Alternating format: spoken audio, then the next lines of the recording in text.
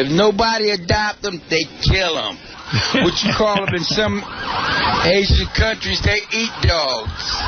You know, that's their food. Because I was overseas, I was in the service, and they call it 𝗪𝗪𝗋.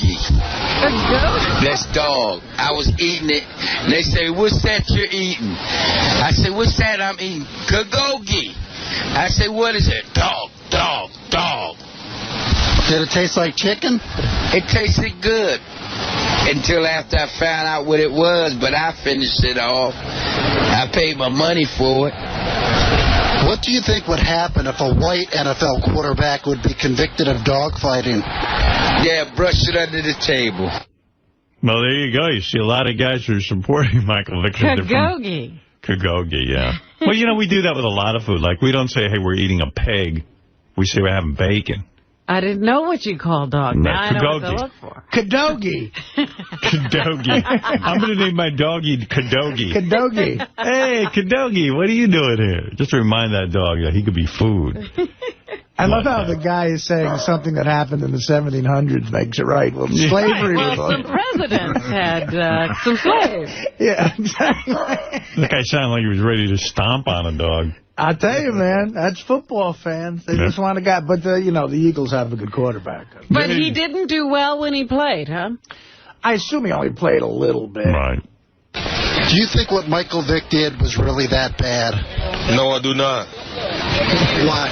Because it's a 5-state ring right now where Dawes was fighting it, and since Vick's been in prison. Do you think Michael Vick should be a role model for kids? No, I don't think so for as that concerned. If Michael Vick was found guilty of abusing dogs again, then would you mind if he played football? No, I wouldn't mind then. Would you let Michael Vick take care of your dog? Yes, I would. Yeah, he's going to feed him and he's going to treat him right. And now... Why would anybody say, yeah, I'd let Michael Vick take care of my dog? Well, why would you do that? Those Philly fans, they want Michael Vick, and they are not willing to say... They won't care. He's creepy. It's a shame 𝗵𝗵𝗿 can't throw a football. That's right. He do his time. Charles Manson was a good quarterback. You see this TV show that's going to come out? I can't wait for it. Steven Seagal is having his own reality show. Did you know that for the last 20 years, Steven Seagal has been a cop? What? That's right. A real police officer. Like, you know how Shaq is a cop? Yeah. Same deal. Really? And he's arrested people? So now in this promo, he's got a gun to some guy. He's got some guy on the ground. He's, going to shoot the guy in the fucking head. He's Steven Seagal. And he's a cop, but it's a reality show. He goes around. It's like Officer Elvis. So what is, they're going to just have he's going to be patrolling in a car, and he'll just get into some cop things? Yeah. Ladies and gentlemen, please pull over the car. If we had a camera on Officer Elvis, it would have been a #1 rated show. Yeah. Now it's Steven Seagal. So instead of pretending to be a cop in the movies, he's now a real cop. And he's going to go around making, arrests and everything. Can I say I've been critical of reality TV in the past? But I am going to watch every... Of course you I can't fucking wait to see him as a cop. It's funny because... And by the way, he's really fat now. That's what I was going to say. His I kimono just saw doesn't fit. him in one of his more recent films, and he hardly looks like Steven Seagal. JD, you should tape that promo. He's like, I'm Steven Seagal, and I'm a cop. Like, shut up. I didn't see that. You're kidding me. I missed that one. What channel is that going to be on? I don't know. Ronnie was telling me about it. That got lost in the Letterman story. Yeah, that's all I saw. It's more important than the Letterman story. What channel is that on? A&E. And so he's been a real cop for 20 years? That's what it said. He would just take time off to do movies? And he's wearing this uniform. He looks like he's one of those square bitch cops, Yeah. So funny. he has this guy on the ground in the promo, and he looks like he can't get up. That's what I was going to say. How does he get up? He's got the guy on the ground. It's great. I can't wait. It's supposed to be coming on in December sometime. So he's wearing a uniform, right? Yeah, regular cop uniform. I don't know what town it's in or whatever. Yeah, what force he's on. I don't know. He's on every force. How many pounds overweight is he? Oh, he's like all blown up. Like it looks like I don't know. He looks like somebody pumped air into him or something. Yeah, could he actually pass a physical to be a cop? I don't know. No, I doubt it. I doubt it. I want to see him arrest a crackhead and with a gun to the crackhead's head go, I just read the greatest screenplay. I want to, hey, by the way, I don't know if you know this, Doug Goodstein, who is the executive producer of Howard TV, broke his wrist in a softball game. I heard this. I don't know the exact... His wrist is all blown up in the air, and he goes, I think I broke my wrist. Wow. Yeah, he doesn't crack a... He's trying to impress the girl? Yeah, if the girls weren't there, he would have been crying. Oh, dude, it was so funny. But do you tell me about the... Like, Robin had a whole operation with a plate and this and that. Listen to this. Is crazy. What did they do to Doug? He went in for some kind of surgery where they went in through his armpit and, like, cut the nerves or something. Ooh. What? And did this operation, then connected the nerves back or something like that, and it heals in, like, a week. He's already, like, moving his arm already and picking up his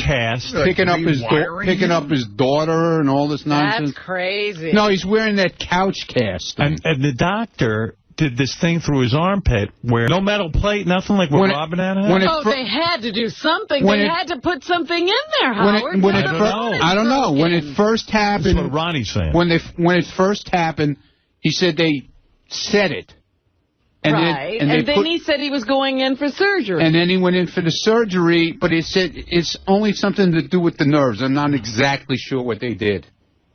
Well, he didn't say anything about a plate in his arm or in his wrist or anything like that. Supposedly it's the same doctor who did Robin's operation. No, he said same group. Oh. Not so I don't know. He might have a different kind of break. I don't know. I don't know what they might have done. I don't know. Here today? That's crazy. No, he's out. He just had a baby, so he's out. But I spoke to him. He didn't have a baby. I spoke to him on... Yeah, what's he doing out? I spoke to him on Friday. I think it was.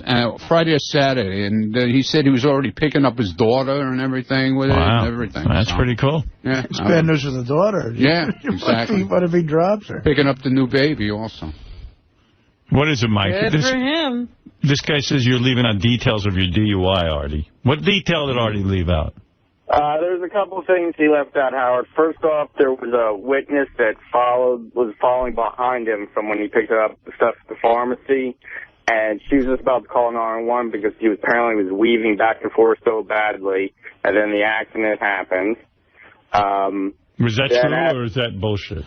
I don't know, because we never went to trial. But, I mean, again, that has nothing to do with, I don't know. He had 0.0. I don't remember driving that erratically, but even if I was, it wasn't due to just you being can't drive. Fucked up. I mean, you know. Just you're a shitty driver. Yeah, he's a bad driver. Well, I mean, I've never been accused of being a good driver. There's other things. When the officers first got there to the scene, he was staggering around a bit. That's why they ran him through his psychophysical test. And the witness who was following behind him was screaming at the top of her lungs, "You're drunk, you're drunk, you're drunk." But I wasn't drunk. But he wasn't drunk. Was this happening? Did these things happen? I wasn't staggering around. We weighed 500 pounds at the time. I wasn't but was staggering somebody around. screaming, he's drunk, he's drunk? I don't remember that, no. What about the part where Artie was wearing a clown costume, too? That's completely false. That's absolutely false. Oh, okay. All right, well, Artie, who knows what went on, but Artie is legally... I never talked to someone... Listen, I never talked to someone who was driving behind me. I don't remember someone yelling, "You're drunk, you're drunk," and I don't remember staggering. I mean, no matter what she was yelling at, the fact is I wasn't drunk. I mean, that's like on the record. But what happens with that is when he was put on the breathalyzer is the first step, the alka-test machine, it's 0.0. Then the next step then is to see if you're under the influence of any kind of drugs. Wow. So you were put through an eye test, which indicated that you were, and that's why the urinalysis was done. I was? An eye test? I don't remember being put through an eye test either, dude. Yeah, Yes, it's called HTM for drugs. It's horizontal gaze and stagnance. It's a separate test we do one for alcohol and we do one for drugs. So a specialist was there. He did the test for the eyes with you in the jail. Were you there? Artie, I was the one who held the cell phone for you while you're in the car behind in handcuffs, so you can call your mom about the prescriptions. And then I actually then released the card to you on Sunday when you came in. I guess that was your girlfriend you were with on that Sunday. Oh, so he was there. This is the police officer. Yeah, and then remember you had to go out. You didn't have the rental agreement with you. Yeah, I needed the rental agreement for you to release the car. Oh, yeah, this is the cop who was, when I got the car back. Right. Yeah, so I was there. So the other thing is that there were some other things that came out in your analysis. I don't know if you want to talk about that or not.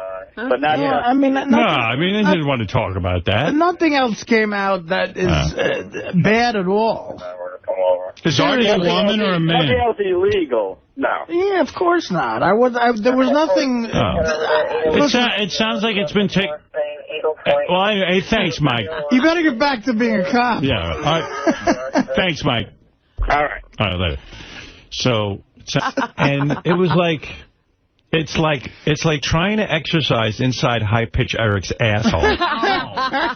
You know. That's a fun gym. So, anyway, so we had this screening of this movie yesterday, and I get to about, the screening was at the Warner Brothers room, and that's on 53rd Street, and I was up around 57th Street, and all of a sudden they go, well, you just can't get down there because all the streets are closed because Obama. Yeah, and 10 minutes before we had all gotten there, it wasn't closed. Obama was doing Letterman. Yeah. So, I don't know. So I just said, well, I'll walk down. I start walking down.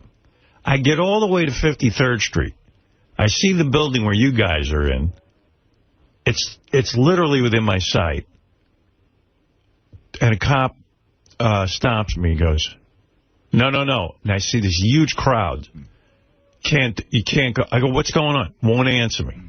He knows who I am. He knows I'm not a fucking terrorist. I said, listen, officer, I just got to go right in that building there. And this guy, he was like, just wouldn't talk to me, was staring straight ahead, just being a real shit, like a real power trip. He was a black man. I said to him, listen, I'm a black man. Hey, brother. Yeah. So anyway, I don't know. He had he was just not into it. And he says, you're going to have to wait 15 minutes, sir. Yeah. Wow. And then at least. So I'm standing there. Now people are starting to crowd around me because the president ain't stopping for them. Now they're taking pictures of me. And I'm like, oh, fuck.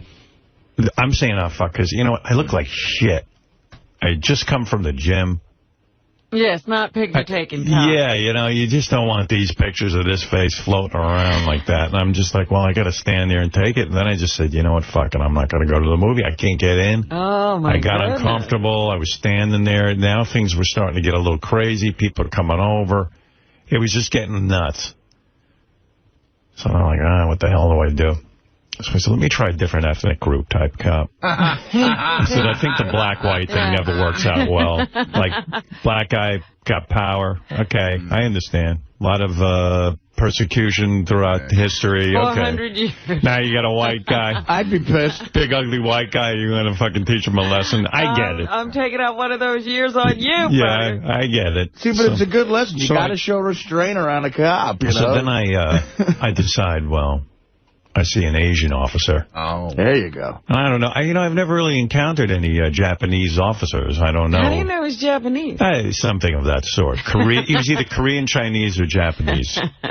You're always better off just going with Asian. He's an Asian. That's why I said Asian. Like you insult people when you say, are you Japanese? And they're Korean. They want to kill you. Because Japanese and Korean guys think you should know the difference. Yeah. They say it's so obvious that you can't tell a Korean from a... You can't tell? I go, man, I honestly can. Korean guys think you should know the difference. Yeah. They say it's so obvious that you can't tell a Korean from a... You can't tell? I go, man, I honestly can. I'm not being an asshole. I just can't. I don't know the difference between Chinese, Japanese, or Korean. I mean, I can't look at you and know. That's how not racist I am. I'll tell you, you could be from Thailand. I don't know. I mean, who knows? I figured if I tell this Asian guy I'm going to see a ninja film, he might respect that and let me through. But anyway, so I don't know. I'm not getting anywhere. So I go to the Asian guy. I go, officer, listen, I got to go right in there. He goes, no, no one can go through. With that, 50 billion cars come by, black cars. Yeah, it was, I guess Obama passed by. People are retarded. They're all standing there waiting to see Obama. The car, because you can't see the car. Obama. And everyone's screaming and yelling and waving to the car. And I'm like, no one has to be anywhere. I'm fucking pissed now at the president because you know what? I respect you want to do Letterman. I respect you want to come to the U.S. But you know what? If they didn't close on the street, I want to know where the president was. That's right. They're drawing attention to the president. If I wanted to assassinate the president, now I know where to go find him. Don't draw attention to where the president is. That's all these guys do. And it's way too much security. There's got to be 70 cars in a row. Those cars could be empty. Yeah, you don't know. Right. You don't even know. Yeah. It could all be a dummy thing. Yeah. And I know I'm a dummy. I'd fall for that. So anyway, with that, Tracy comes out. She hears I'm waiting on the corner. You know Tracy, you call Gorilla a douchebag? Right, right. Douche.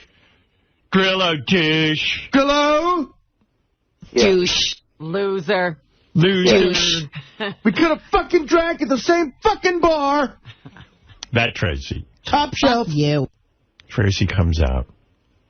And she comes marching over to the police officer. She goes, you know who he is? Oh, wow. He goes, yeah, I know who he is. She goes, who is he? He goes, I know, it's Howard Stern. That's right, she says, Tracy. Now we've got something established. You're right. So I said to the officer, listen, officer. Please. I don't want a scene. I said, it's a bit of a scene here. I said, right over there. You know I'm not a terrorist. Come on. Give me. He goes, all right, go ahead. I didn't see anything. What a nice guy. I mean, like, but thank God for... And she goes, you've got to use your name. Oh. Douche. So I go, you're right. We knew who you were. Yeah, but Tracy gets things going. She started busting balls. Everyone gets afraid of Tracy, even cops. Tracy knows how to move. Yeah, Tracy's like, whoa. She knows the ins and outs. Don't you know, douche? Douche. So she got me into the movie. Wow. Went and had a thoroughly good time.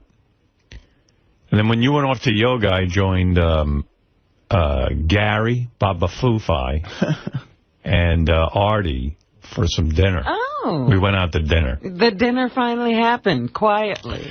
Yeah, it was nice. Yeah, it was fun, yeah. It was after the movie, and we just went over. Well, I'm glad you guys got to do it, because remember, before talking about it, it was becoming this big... Yeah, everybody thought they should go, and it was like turning into a bar mitzvah. So I just said no, you know. So I met the guys over there. Ralph, of course, tagged along. He gets in on everything. Yeah, I had a discussion with Ralph about that conversation about my veganism at your house. He told me. Artie grabbing the bill, but doing it in a way that you're supposed to do it. Like, you know, if you like, I have friends who I have over for dinner all the time. They never pick up a fucking bill. Then I go to a restaurant with them, and they go, oh, I take out my credit card to pay, and they go, whoa, we wanted to pay. And I go, well, if you wanted to pay, why don't you walk in? Why didn't you grab Why don't you get, you know, what are you doing? If you really want to pay. Sucker pays. So Artie went in ahead of time and grabbed the bill. Well, you taught me that move. Well, yeah, I mean, if you really want to pay, but I would have been more than happy to pay. I would like to take the guys out to dinner. But anyway, so Artie grabbed the check. Well, that was nice. Yeah, we had a nice time. What a great meal, man. Where'd you go? Nobu. Oh. Well, of course you had a great meal. Great. You didn't even see the girl sitting behind you, Artie. That girl was smoking hot. There was a bunch of hot chicks in there, but I didn't want to distract you. At one point I was going to say, hey, guys, I told Gary to take a look at her. And Gary was looking at the wrong girl. He goes, that blonde is... I go, not the blonde. Is that what you were talking about? I noticed you guys whispering. Yeah. I think there must be a hot broad behind. I go, not the blonde. Look at this brunette. She's on a date. She's sitting and holding hands with this guy. Was she? Oh, yeah. Because I looked at the guy, and the guy didn't match the girl. Did you see that? Yeah, I did. And meanwhile, she was like checking our table out a lot. Oh, she was looking at you, yeah, definitely. She wasn't looking at our tables. I know. When I got up to leave. I had my back.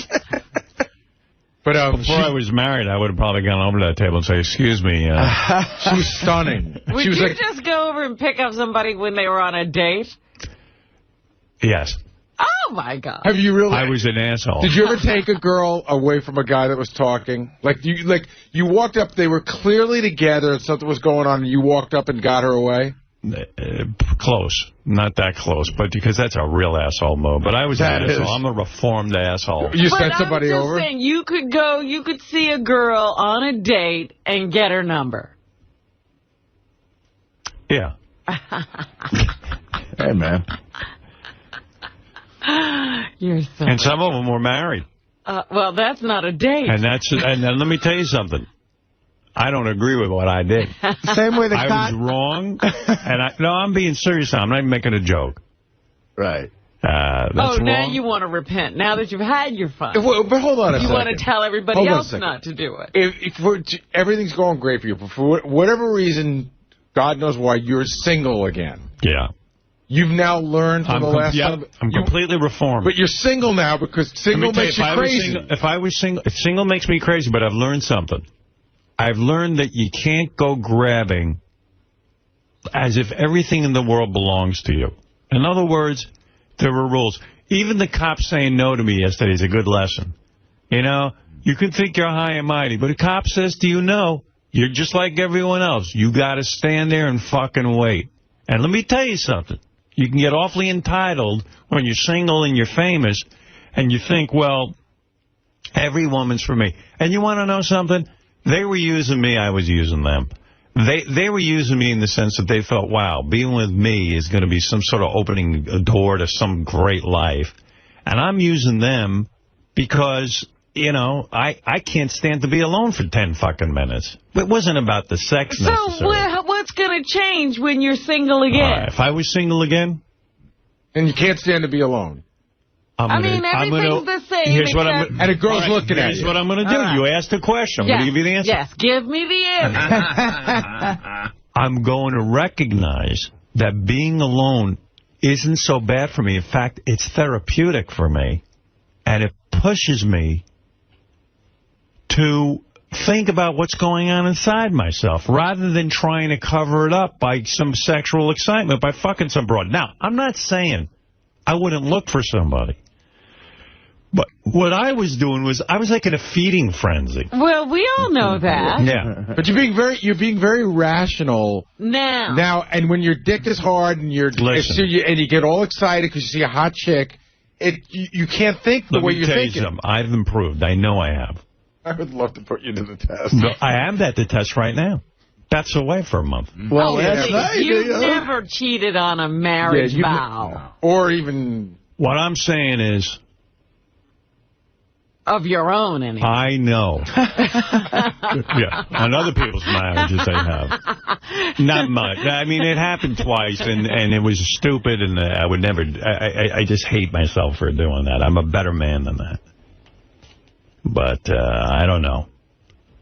Guys, can you control yourselves in the TV room? What are they doing? They're putting up pictures of Greg Fitzsimmons for some reason. Is that your what? I'm going to go so soft on. Yeah. Well, to calm me down. But, I'm telling you the truth. That as a man, you get caught up in this numbers game, this frenzy. Absolutely. And it's futile. I mean, it is absolutely not necessary. You're not even that horny to do this. You don't have time to think about horny for you. Right. It's get somebody in here. Get somebody in my clutches. Yeah. Immediate satisfaction. But that's using a woman like Artie used heroin, or an alcoholic uses drinking. It's the same thing. You really equate it to that? Absolutely, because it's not about sex. It's more so about... So you believe in sex addiction? I do. I believe in it. So you believe when Steven Tyler goes to rehab for sex addiction that it's a real thing? I do. It's something he has to confront. In other words, Steven Tyler couldn't even be physically that horny.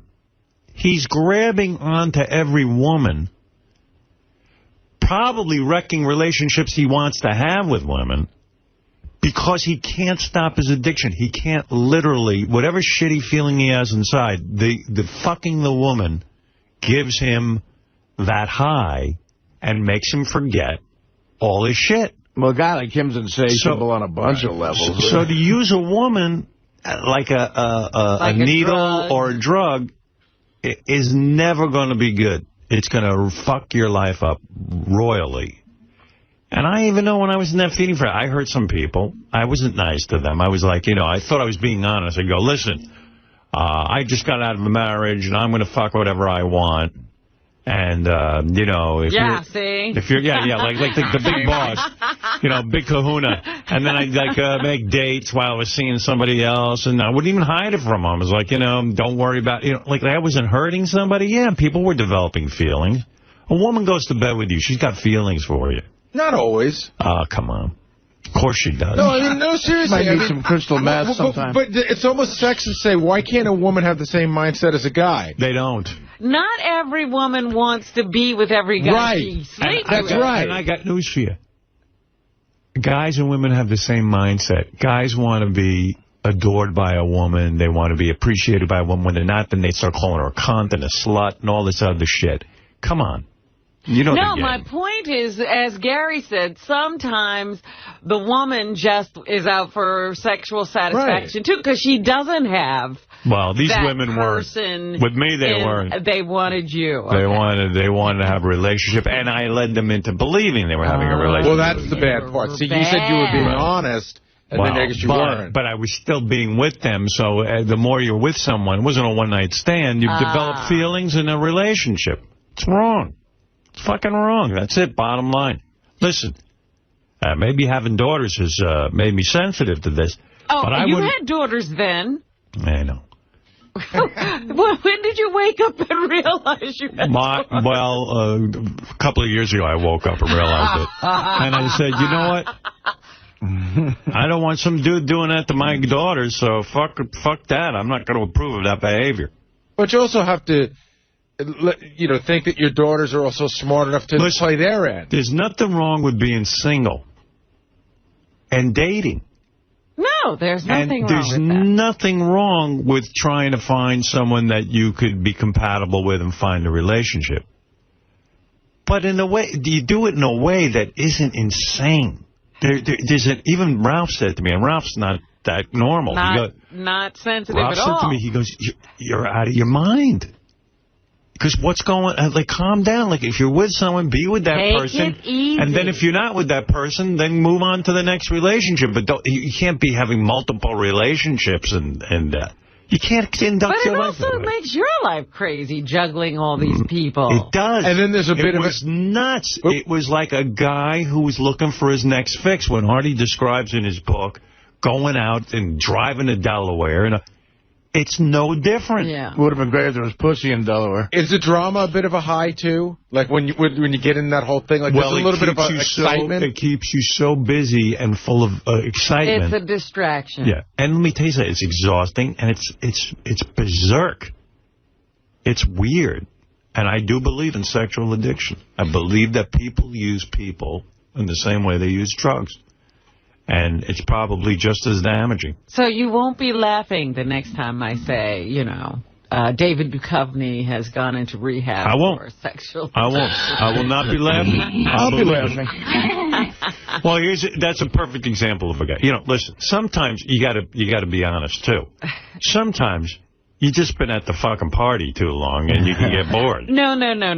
But life is not about your spouse being your entertainment either. So to say, that's true. I made a commitment to somebody and now I'm bored, so I'm going, is to also abandon your relationship. That's true. Because there was something about that person beyond your entertainment that you valued. Not only that, the guy also had kids and stuff with this woman, Taya Leone, and he wanted to be with her, but he was wrecking that whole scene. Right. He was hurting her.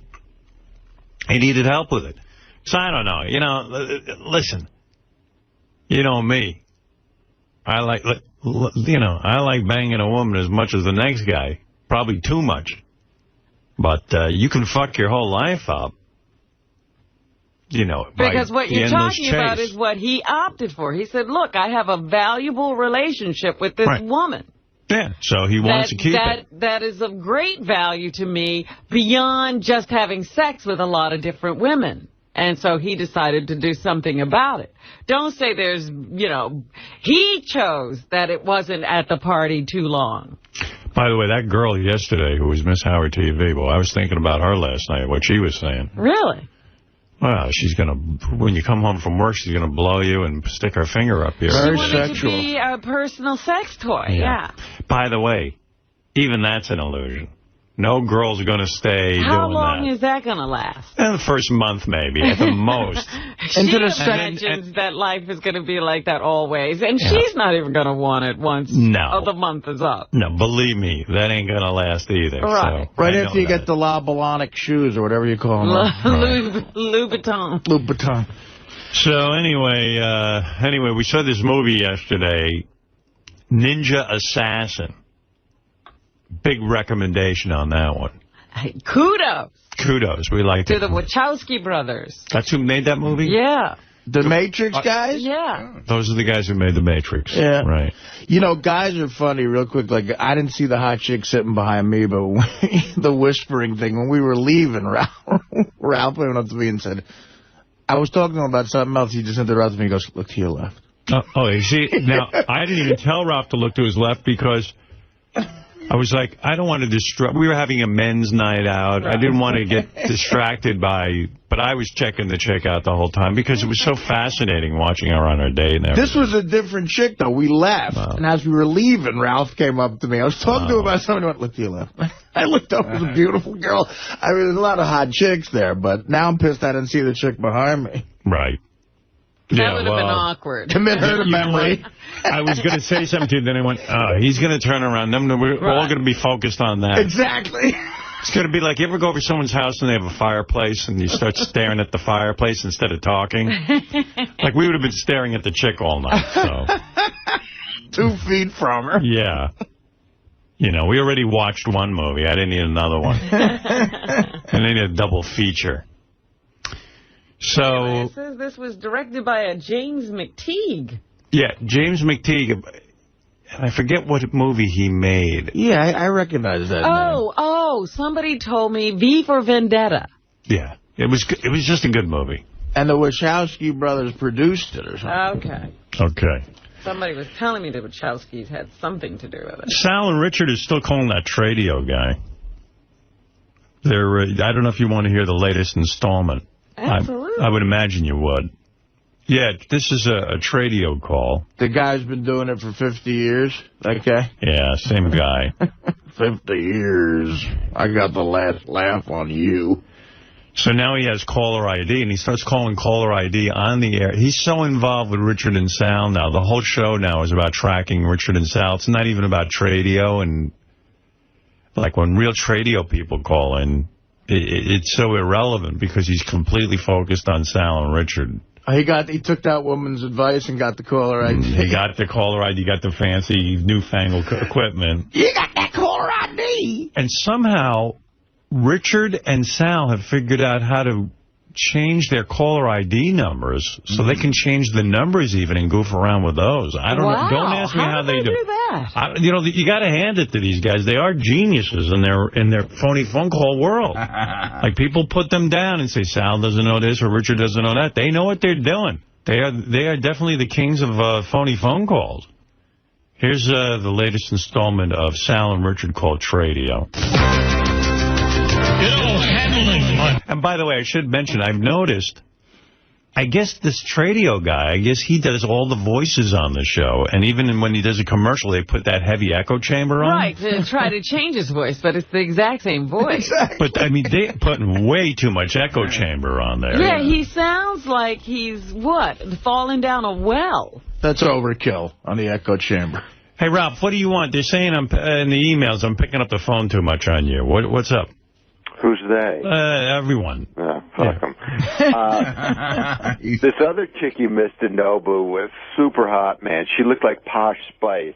Oh, I like Maybe Posh it was Spice. Posh. And then Richie goes, oh, yeah. He goes, I put her right up front so everybody could see her. I'm like, well, fuck you, man. Why don't you put her in the back by us? Yeah, so we could look at her. Yeah. That's the fun of going to Nobu. Richie knowing his business. Well, Ralph, that's the one you pointed out to me, right? Yeah. Yeah, she was hot. Well, I missed that. I saw that one behind, but I wasn't going to look at her too much because, her whole life is everybody staring at her, you know? She's like, fuck you. Wow. Yeah, Ralph involved in a game that nobody was aware of. That right. Ralph not giving her the time of day. He's dissing her. Yeah. But meanwhile, he was looking at her. Well, I checked her out when I went to the bathroom, but I wasn't going to. You talk about the one over Artie's shoulder? Yeah. Not the blonde. No. The one who was by the window. On the date. Yeah. Yeah. Yeah. Yeah. And if you told Artie that he'd turn around, she'd have all this attention. Right. You're right. Well, I looked like a complete fat slob because you guys are looking at chicks. I'm shoveling food in. Yeah, that artichoke salad didn't stand a chance. Oh, God, you ordered some stuff last night. Howard ordered some stuff, and, man, that was amazing. Well, what is it, Ralph? Artie got the bento box when you were gone, and he lost his mind. Well, you know, it's weird, too, because I was aware of the chick, too, and I said, I don't want to give it the satisfaction of looking at her. So, I'd pretend I was talking to the guys. Meanwhile, you know, everybody... We're all involved with her. We're all involved looking. Right. No one's really talking to each other. You're going to not look at her. You're making the decision to not look at her. Well, I was getting goofed. I was the only guy really talking about the artichoke salad. Yeah, Artie was actually having a real conversation. Nobody listened. Having this debate in their heads about not looking at the girl. Yeah, you think I'm going to sit and listen to Artie? The fuck cares what he has to say? Shuffling artichokes. You guys are looking at the chick. I'd go, Artie, and then to be always politely, everyone would leave over half the portion because no one wanted to take the last bites. Except for Artie. So I'd say, no, it's a game we play. I go, Artie, why don't you finish it? He goes, really? He goes, you guys sure you got, and I go, yeah, why don't you finish it? Oh, okay, yeah, I like artichokes. I like artichokes. He does, he likes it. Proceeds to shovel it in. He was shoveling it in. Oh, my. Well, at least nothing was wasted. No, and one dish was better than the next. I almost lost a finger. I was trying to eat something. You almost snapped my finger off. Don't feed the Artie. Well, it's a weird thing at this Nobu. They serve a plate. They don't give you a serving spoon with it, so that, in other words, everybody digs in with their chopsticks to eat from the same plate. And I don't know, that kind of skeeves me out a little bit. I don't want to share food with guys. And it's also kind of gay, you're on a date sharing food. Yeah, it's like, honey. Yeah, you do that with a chick. So, I don't know. So I finally said to the waitress, can you bring over a spoon? I want to give some portions here. Why don't we just get a big margarita with 4 straws? Yeah, I mean, it's kind of like that. All right. Thank you, Ralph. Right. All right. No more calls from him today. Anyway, so I noticed with Tradio, some of the things about the show. So because it's the same guy reading the commercials, when he does his live commercials, he does echo. But the echo is like, hey, how you doing, everybody? You can't even understand the word. I think he only has the echo chamber to disguise his voice. He doesn't have any other effects. So anyway, yeah. So he's taking it to the limit. I guess it's supposed to sound different with the echo chamber. Yeah. And it does. All right, let's start from the beginning again. Handling money is a complicated business. That's why Bank does so many things to help make the job easier for you. thank you very much. 13 minutes before 9 o'clock. Hope all of you are having a really, really great day, and we'd like to hear from you. 𝗦𝗵cie𝘄𝗿𝗱, good morning. Hi, Jack. How are you this morning? Oh, I'm here. Jack was actually my husband's name, God rest his soul, died in 43. His full name was Jack Off. Now he's dialing. Well, let's see what I'm doing. Last number that called this line was 666-666-6666. Oh, no! To call this number. All right, okay. Yeah, I may do that several times through the program, and if I do, just call back. And I'll, what I'm doing, we've had this here plenty of people, and I'm checking to get the last number he calls from the last 2 days. And it's pretty cool. They had the sixth sign of Satan. Wow. And this is a religious show. The number of the beast. The number of the beast was used. Maiden. Number of the beast. Wait a second, that's the number of the beast. That's the number of the beast. I told you, I'm fighting the beast. Beelzebub just called me. Kill them all. Embarrass anybody or cut anybody short, but I am up to something today. All right, and we'll just see what's going on. You know what I mean? 𝗦𝗵cie, good morning. Good morning. I hope I'm doing this right. Somebody told me if I needed a job that I could call your radio station. Go ahead. You're on, ma'am. Go ahead. I'm looking for a job. I do housekeeping. My phone number is 744. Okay. Thank you very much. Thank you. Have a good day. You too. Bye-bye. 𝗦𝗵cie, good morning. Good morning. Yes. Oh, yeah, lady, before I call for a job, I have a job for a rim job. Or a blow job. Before I call for a job, I have a job for a job. Or a blow. So he's doing it. The last number that called this line was 969. 969-6969. 69. Well, I don't know. That is so sick.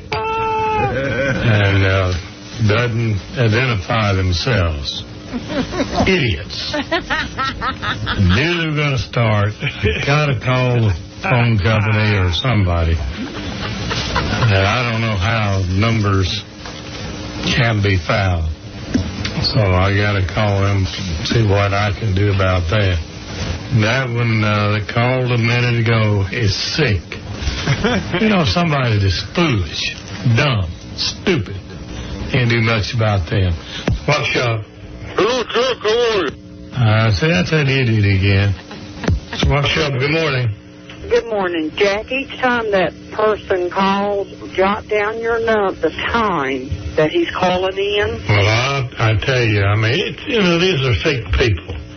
Well, they are. I've been doing this for years, and this is, we've had a few pranks, but this is really ridiculous.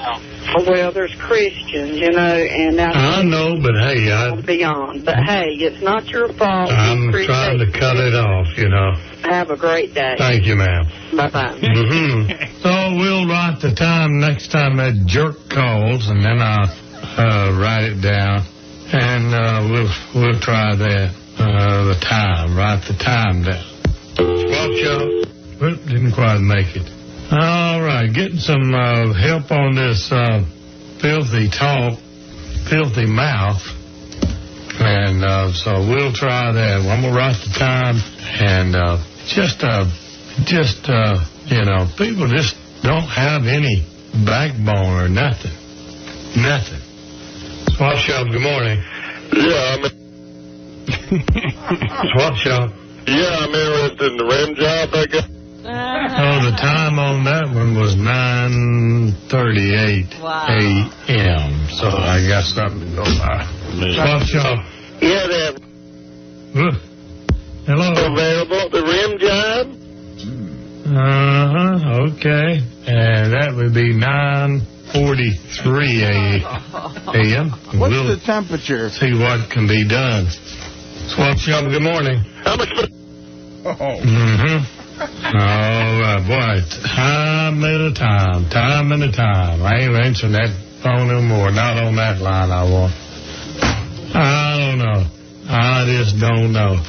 All right, thank you very much, and that'll do it for this morning's Swap Shop. A good place to eat. 5 simple words that says a lot about seafood and steak. A good place to eat. A good place to get the best seafood. They got to get a new guy to do the live reads on the commercials. No, that's a one-man shop, I think. They got to get somebody in there to... Hey, he's doing everything. Or at least somebody who knows how to run the echo. Yeah, there's a little too much slap echo on there. That's called, I think, slap echo. I learned that in radio. Because it sounds like, somebody from outer space is selling you a car. They have reverb, I think, not slap echo. Slap echo is like what they use at those oldies stations. Right. But they don't sound like they have much of a budget over there. You got to get food. That's right. But it's more like you got to get food. And you can almost not hear him. Yeah. There's so much echo. Like Harry. Pretty amazing. I don't know. I don't understand what he's doing. You want to buy a car? You want to buy a car? Maybe I should do my commercials like that. Definitely. You know what I'm saying? I like it. This is the new technique. Yeah, maybe it should just be... This is what radio's supposed to sound like. This is the time of year when beer drinkers everywhere are celebrating Oktoberfest, and that's why I recommend next beer. The next beer is so good. That's right. And now, because it's your Oktoberfest, you're going to have next beer Oktoberfest. 7-Eleven. I'm going to that format. Oh, my God. It's crazy. When I give away cash from 7-Eleven, I'll be like, you won $711 cash, courtesy of 7-Eleven, free 4-ounce sample.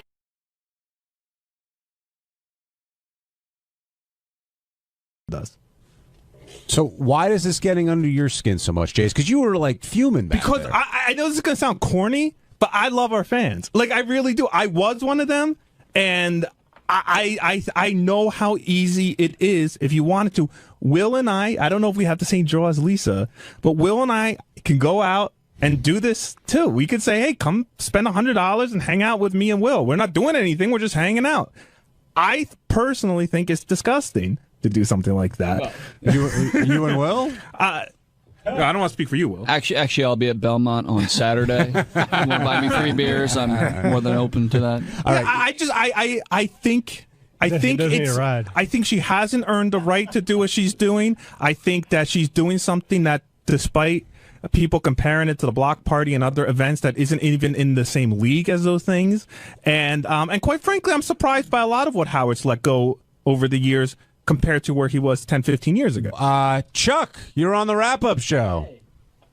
How's it going, John? Hey, Chuck, it's JD's dad. Chuck, who wants to chime in? Is this about the Facebook thing, or is this about the Lisa G thing? He wants the exact address to Facebook. I won't stay on too long. First, I enjoyed your show on the fast food mania thing the other day. That was great. Thank you. I appreciate someone in the Harmeyer family watching the show. Thank you. I haven't been able to listen too much to the show, but I want to let everybody know that this Friday night I'm going to be at the Fridays in Westchester, and for $50 you can get whatever appetizer you want, and we'll tweet. Hey, Chuck, if I come to you, can I look at like JD's like grammar school pictures and stuff? Can you bring all that crap? Sure. Some of his report cards. It's going to be the eat and tweet. And Chuck, I'm taking from your comments that you think what Lisa's doing isn't right. I think it's hilarious. That anybody would actually pay, but but if the event's going to be make some money out of it, more power to her. But so how about the argument that, hey, Lisa's really up front with what she's doing. She's saying exactly what it is. I mean, why do you think somebody's being taken advantage of in the sense that they don't? Somebody says, hey, I want to meet Lisa G. I'm willing to pay that kind of money. You're taking advantages of people's passion to this show that she had, of course, a part of in it because she works here and contributes to the show. But this isn't this is. But you're not going to meet. You're not going to meet Howard. That's a given. But someone could think that there's one person closer to Howard, and it doesn't matter. They'll work themselves in. You've been with the show since the very beginning. Again, I just remember, and I'm a crazy fan. I admit it. I was a crazy fan, just like half the people who have been hired here. And I would have paid untold amount of money to meet you or to meet. Or I would have waited in line, or got excited to meet High Pitch Eric. And yes, at the end of the day, there's really no one to blame but the person partying with their money who chooses to go to this thing. But she is putting the minimal amount of effort into it. Like even what you were describing, the Chuck stat, if he brought pictures of JD, that's already providing more content than Lisa G is providing. And the report card's an extra. Steve and I were joking the other day, maybe we should sell tickets to us arguing about TV shows. We argue about TV shows all the time. Again, that's still providing more content than what Lisa G appears to be providing at this stupid thing where she is telling our fans, asking our fans to pay money to meet me. She's being very upfront. 10% of the net is going to charity, and that's very generous of her. But I just think it's exploitative. I think it's as exploitative as if Howard started putting out junk with his name on it. Chuck, I gotta let you go because a bunch of people on the horn. Anything else you want to say? Give me the horn. Give me the horn. I enjoy the show. Have a good day. Thanks, Chuck. Go check out the Pirates take on the Reds. Ralph Cirella, you're on the wrap-up show. Hey, now. Hi, Ralphie. This is all very muddy. I mean, if you allow for one, you have to allow for all. I mean, whether it's money for a cupcake or money to see a train wreck, it's what people want to pay. And I don't see why Lisa is being, who's Jason to decide what her appearing somewhere is worth to somebody? Well Ralph, the reason why this whole thing started is because Howard says it bothers him and he doesn't know why. So you're pretty close to Howard. Why do you think it bothers him? Well, listen, I know what Jason's saying in the sense of like, hey, she's not doing much. She's just coming there and showing up. But you know what? That's what an evening with Bill Cosby. Bill Cosby just shows up. Maybe people want to go there for Lisa's personality. Maybe she's going to give recipes. I don't know what the fuck she's going to do there, but I don't know how that's any different than the block party. But you don't know how that's different than the block party. Hold on. No, I don't. We'll explain that in a second. But all that being said, Ralph, Gary's question is a good one. Like, why does this get under Howard's skin versus the block party, versus the TV shows, versus Benji Song, Bill versus Cosby, all the other stuff? Why do you think this is irking Howard? Because this isn't, but maybe because the block party is such a train wreck that it provides content on the show. Ronnie goes out there and acts like an idiot, and then you've got tape of it, and Howard TV is filming it, and it provides content for the Howard Stern show. But I think it just sends signals to you can't allow one and not allow the other. Like, who are you guys to sit there and decide? Like, okay, well, first of all, we don't. Howard does. Yeah, but Ralph, wouldn't you agree that? And I was going to get into this a little bit, but you brought it up. Wouldn't you say on this show there's different rules for different people? Absolutely, yeah. So then when you say you have to allow for one, you have to allow for another, really, Howard's running a monarchy. He has to allow for whatever he wants. Yeah, I mean, Artie used to get away with crap that none of us could get away with. That's right. And because he was Artie. Yeah, and that worked out really well. Well, I'm just saying that's what happens under that. Anybody could do whatever anybody wants rule. What Artie was allowed to get away with business-wise had nothing to do with what happened here. No, he got away with a ton of stuff here that we got. If I slept in the office as much as he slept on the air, I don't think I would have been treated with the same kid gloves.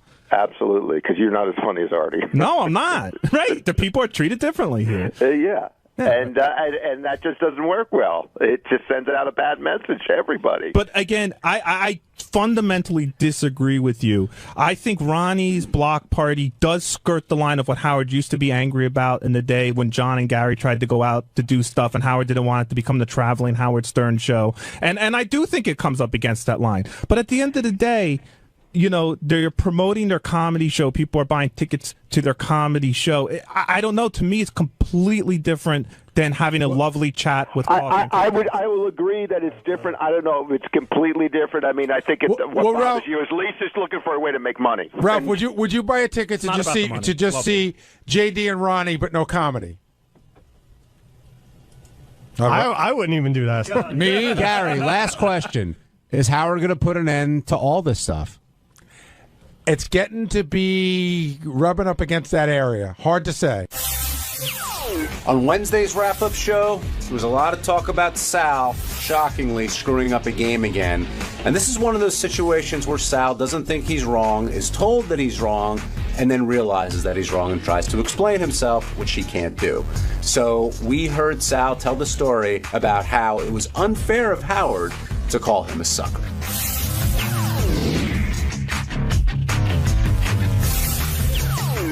Now joining us on the wrap-up show, the great Sal Governale, who said, Howard, you're a sucker at least 20 times today. Actually, Sal, you refused to say it. That's right. Those were the drops being played, but... Why won't you repeat?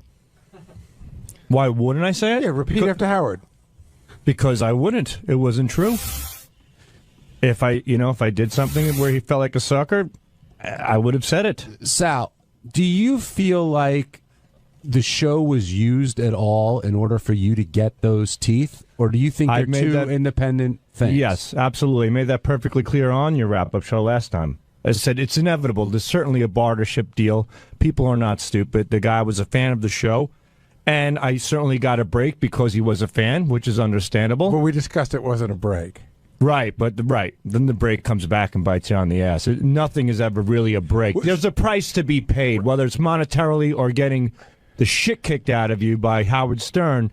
There's a price to pay, and I've learned it the hard way. Sal and I talked a little bit today. I was explaining that some of the money was for the actual physical things needed to do this, and the rest of the money was free. Yeah. So Sal didn't really get a break. He really got the dental work for free. Right. And I explained to him that, as Sal said, nobody gives something for free for nothing. They're always looking for something. Let me take a step back on this. Sal, do you feel you were unfairly blamed for the problems with the Bigfoot game? Because that's how this all started. At first, I thought I was. But listen, I'm the one who created the game. The glitch was there. Guilty as charged. But you said you double-checked it. What did you mean by that? I double-check all my work. In this particular case, and I don't know why. I don't know why I do these things, but... I always give my... That seems to be the mantra this week. I heard Tim saying that earlier in the week. It's almost like, how people have a guardian angel? I have like a guardian bully. When I'm going... A black cloud? Yeah, when I'm going in the right direction, somebody's kicking me in the balls, just throwing my mind off a little bit, because I always give my CDs to Scott to double-check. And like when Howard asked me, did Scott double-check this one? I said, no. And that's when it hit me. I'm like, he didn't double-check this one. I did. But inevitably, it was a screw-up on my part. It's always better to give your stuff to Scott, because then when it screws up, you could blame Scott. Right. What happened was there was a glitch. You saw it. Then you went back and saw that there was a track there. But what we figured out is that Bigfoot's answer was so short. Right? Mm-hmm. Like it didn't register as a track. It was a track, but it just goes from one track to the next so quickly, which Richard knew, and he said, Sal just sort of forgot you got to add a little time. And by the way, yes. To say something nice about Scott Salem, that's the kind of crap he really catches. Right. Like, I gave him all the impression stuff, and he called me, and he's like, wow, the levels on this are really off on one of them, and we listened to it, and I'm like, good call, and he fixed it, and, that's... And that was my mistake. So I took back that game and double-checked that one, and I had Scott check it. As a matter of fact, I went to Gary today, and I said, Gary, give me all the games back. So I'm going through every single game right now as well. There was a great moment, though, where the game fucked up, so I just start yelling, Sal, to just see where he is. Sal was on his way in, but Howard did play the answer, but Sal didn't realize there was a fuck-up. So Sal starts yelling at me, you owe me a fucking apology, asshole. Fuck you. Wait, can I just say, because I have my headphones on, you guys went from 0 to 1,000 the second Howard said that this isn't working. There's a reason why. Before, you guys were yelling so loud at each other that you couldn't hear Howard screaming about who do I have to blame, and I didn't know what was you came out with like it was definitely like a sibling moment. What happened was I just yelled Sal as loud as I could to see where he was. I was coming around the bend. I was by the Howard TV room. I saw what happened. I'm like, whoa! Came around the bend, and Gary goes, Sal, where the fuck are you? What's going on? I go, Gary, and then I heard, as I was coming, I heard Howard fix it. I heard the track come through. I'm like, all right, it was a Howard issue, you know, with the CD player. I go, Howard just fixed it, Gary. How about an apology? So Gary looks at me and goes, fuck you. Yeah, that's where I started hearing everything. So then Gary sits in his office. I go, how about an apology for that? And Gary goes, go fix your teeth, asshole. I go fix your fucking teeth. And all of a sudden, wait a minute, Sal, Howard wants you. It is fucked up. I'm like, oh, God, no. All I hear over my head. So this whole argument was going on over attitudes, and in the end, I was called into the studio thinking I was victorious, and boom. But what you didn't realize when you were in the studio, you still didn't realize you were wrong. You didn't realize you were wrong, and Gary is screaming. Yeah. He's deflecting. He's deflecting. And I mean, you were charged up, Gary. Oh, yeah. Well, yeah, he was trying to make it go somewhere else, but you didn't realize you were wrong. So you were, no, Howard, I don't know what you're wrong. Yeah. And then I was sitting there going, oh, my God, Sal's really digging the hole deeper because he doesn't know he's wrong yet. Yeah. How did you not know you were wrong, though? Like, in what? Well, I was arguing with Gary. I got called in, and I thought Howard called. I thought somebody sent him a note that Gary and Sal are fighting over the track. So in my mind, I'm thinking, all right, I'm going to go in, and then Gary's going to get called in, and Gary apologized to Sal. Here I am thinking it's going to be that way. And by the way, I just want to say, the desperation move if I'm beating you is you bring up the sleeping. I know, dude. That was 4 years. I mean, how old is that? Hey, listen, where am I going to go? I get it. Yeah. I get it. You're drowning and you grab at anything. Anything. But what really, I think, really changed it was, one, I think Howard saw your point a little bit, and I think you were starting to cry. No, I wasn't. That's why I ran in. I got worked up, but I certainly wasn't starting to cry. I wasn't going to run in with the camera until I looked at the monitor and saw how worked up you were. And I'm like, I better get the fuck in there. What was bringing you to tears? The fact that Howard thought you were lying, or were you emotional in any way? Sal, you were over the top at a certain point. It was the whole sucker thing, and he said you outsmarted me. I would never. That's just impossible. Well, no, it's not. It's impossible to outsmart Howard Stern, in my opinion. Yes, in any capacity. Yes, that's what I'm saying. So. And he kept going with that and the whole Howard sucker thing, and I'm like, this is just crazy, and that's why I just snapped. And he threatened to break up you and Richard. And I know to you that's blasphemy, but it seemed like it might be going there. If it goes there, it goes there. And you know what? You'll see the results. Rich and I are a think tank. We work every day. We bounce ideas off of each other. We work great together. It's like breaking up Captain and Tennille. Is that a bad thing? Yeah, Sal, actually, they got divorced, and she had a much better career. Sal, if this happens, it's like breaking up Donnie Marie. Keep your mouth shut, because the way Howard described it on the air, you will be getting your own office, and Richard will be sharing an office with I would Scott. hate that. I would hate. You would rather share with Scott? I would be in a bathroom with Richard. I would be in a dumpster with Richard. What? But if you and Richard together isn't an option, wouldn't you rather be alone than be paired up with Scott the engineer? I don't know. My brain can't even go there. That's like saying you're separating a child from me. I'm not kidding. Are you ready for a grown man? Are you ready for a world, say in 3.5 years, where the show ends and everybody has to go out and do their own thing? Are you and Richard going out as a team, or are you going to go out and do your own thing? It all depends. If we want, right now we're planning as a team, but we also can do our own thing as well. Let me tell you something from experience. If you're a team, one of you end up stabbing each other in the back. It's just what happens when two guys that work team up on something and live together. I don't know about that.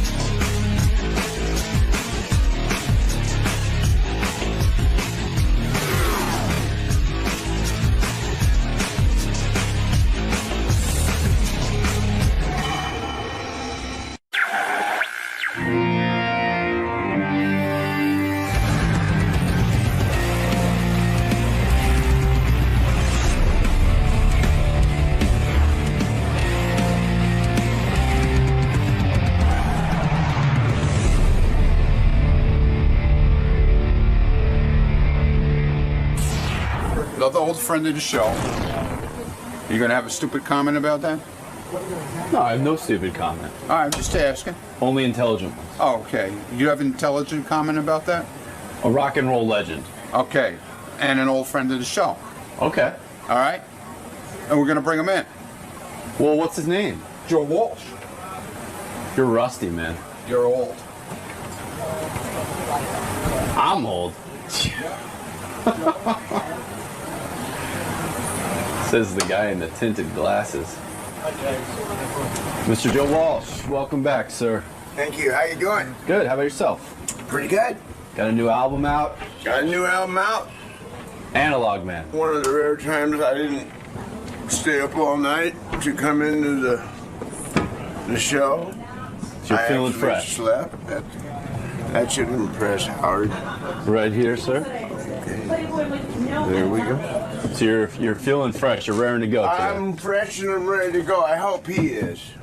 Oh, absolutely. Because I bet he's really nervous right now. You guys are old friends. You guys have been... We're old friends from golly. I don't want to figure out how old. But the new album's called Analog Man? Analog Man. First album in 20 years.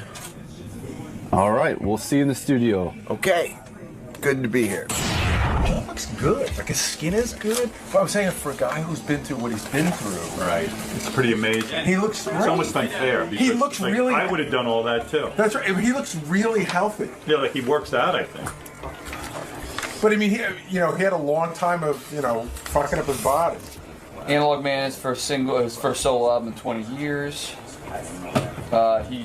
He says his wife is the one that got him back in the studio. It's Ringo Starr's sister-in-law, by the way, his wife of 3 years. Yeah, isn't that weird? Yeah.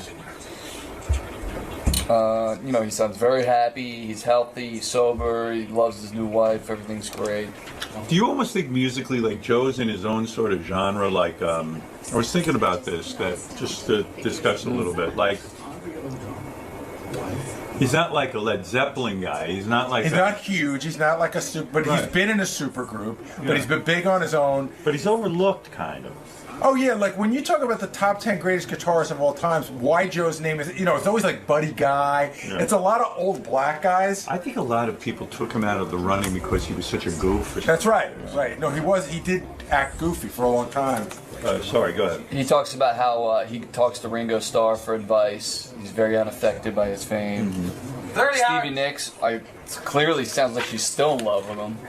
She says that they broke up because they both had heavy cocaine addictions. But basically says he was the love of her life, and he's the only man she'll ever really love. Something like that. It was pretty quiet. I mean, I heard it. But I knew about the Don Henley thing, but I never knew about her and Joe.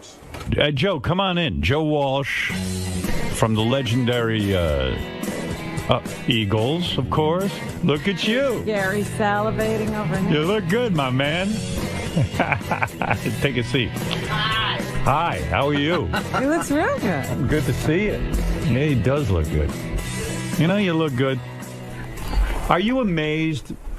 Like, you're so healthy now. You look terrific. You look like a different man from the guy I knew back when. I am. You are a completely different man. Yeah. Yeah, and it's strange even being in the room with you now because it's a whole different energy.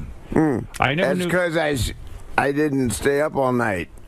Well, I never knew the Joe I was going to get. Yeah. Do you ever go back and look at your old appearances, whether it's on this show or wherever you were, where you were really completely fucked up and on, you were drinking? I don't even know back then. Were you just drinking or were you coking and heroin and... whatever you had. Really? It was what I did. Right. Till you were out and then I left. Did you ever figure out, to be serious, did you ever figure out what it was that kind of made you crazy enough to want to destroy your body and destroy your mind? There had to be something really behind that, right? Well, being an alcoholic... No, but I'm saying there's a reason one becomes an alcoholic, don't you think? Or do you think it's just a disease that randomly hits somebody? I always think there's some psychological basis that your father was even, maybe it goes back to your parents. It is probably hereditary, yeah. But I tell you what happened for me. Right. I wrote some songs that were pretty good. Right. When I was high.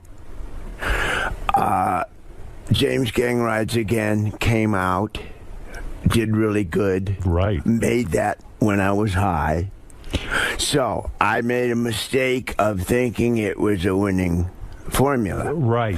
I played some concerts in front of people when I was high, and they loved you. Well, they were high too, but right. you know, yeah.